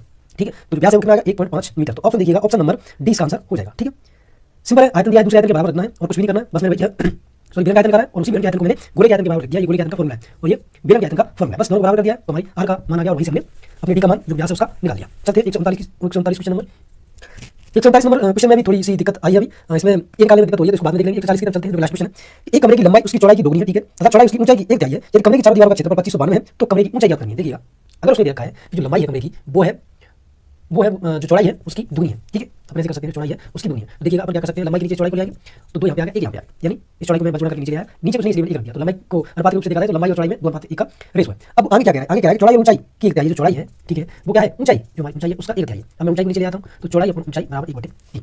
थोड़ा सा अगर आप दिमाग लगाएं, देखिएगा यहाँ पे भी चौड़ाई 1 है, यहाँ पे भी चौड़ाई 1 है। अगर इस प्रकार से अनुपात बराबर मिल जाए, इसका मतलब जो लंबाई का अनुपात है वही है, चौड़ाई का अनुपात है वही है और ऊंचाई का जो अनुपात है वही है। देखिए यहाँ चौड़ाई ऊंचाई में 1:3 है, तो यहाँ से अपन इतना सोच सकते हैं कि लंबाई अनुपात चौड़ाई अनुपात ऊंचाई वो है। देखिएगा लंबाई के सामने 2 है, चौड़ाई के सामने 1 है। अगर देखिए यहाँ पे चौड़ाई 1 है और यहाँ पे होता तो हम क्या करते? किसी चीज का गुणा करते तो उससे ये बराबर करने की कोशिश करते हैं, ऊंचाई वो 3 है। ठीक है, अब हम सारा अनुपात मान सकते हैं x, तो यहाँ पे लंबाई हो जाएगी 2x, चौड़ाई हो जाएगी x और ऊंचाई हो जाएगी 3x। ठीक है, अब उसने कहा है कि चारों दीवारों का क्षेत्रफल, आपको पता होगा ये जो बात हो रही है वो आयत के बारे में हो रही है। ठीक है, तो आयत के बारे में वही, तो आपको पता होगा कि उसकी चारों दीवारों का क्षेत्रफल होता है 2 गुणा लंबाई प्लस चौड़ाई गुणा ऊंचाई। ठीक है, वही तो होता है। अब उसने यही दे रखा है, देखिएगा उसने इसका मान है वो दे रखा है 2592। ठीक है, 2592 दे रखा है। अब मैं इसको मान दूंगा, बस लंबाई कितनी है देखिएगा 2x प्लस चौड़ाई कितनी है x गुणा ऊंचाई कितनी है 3x बराबर 2592।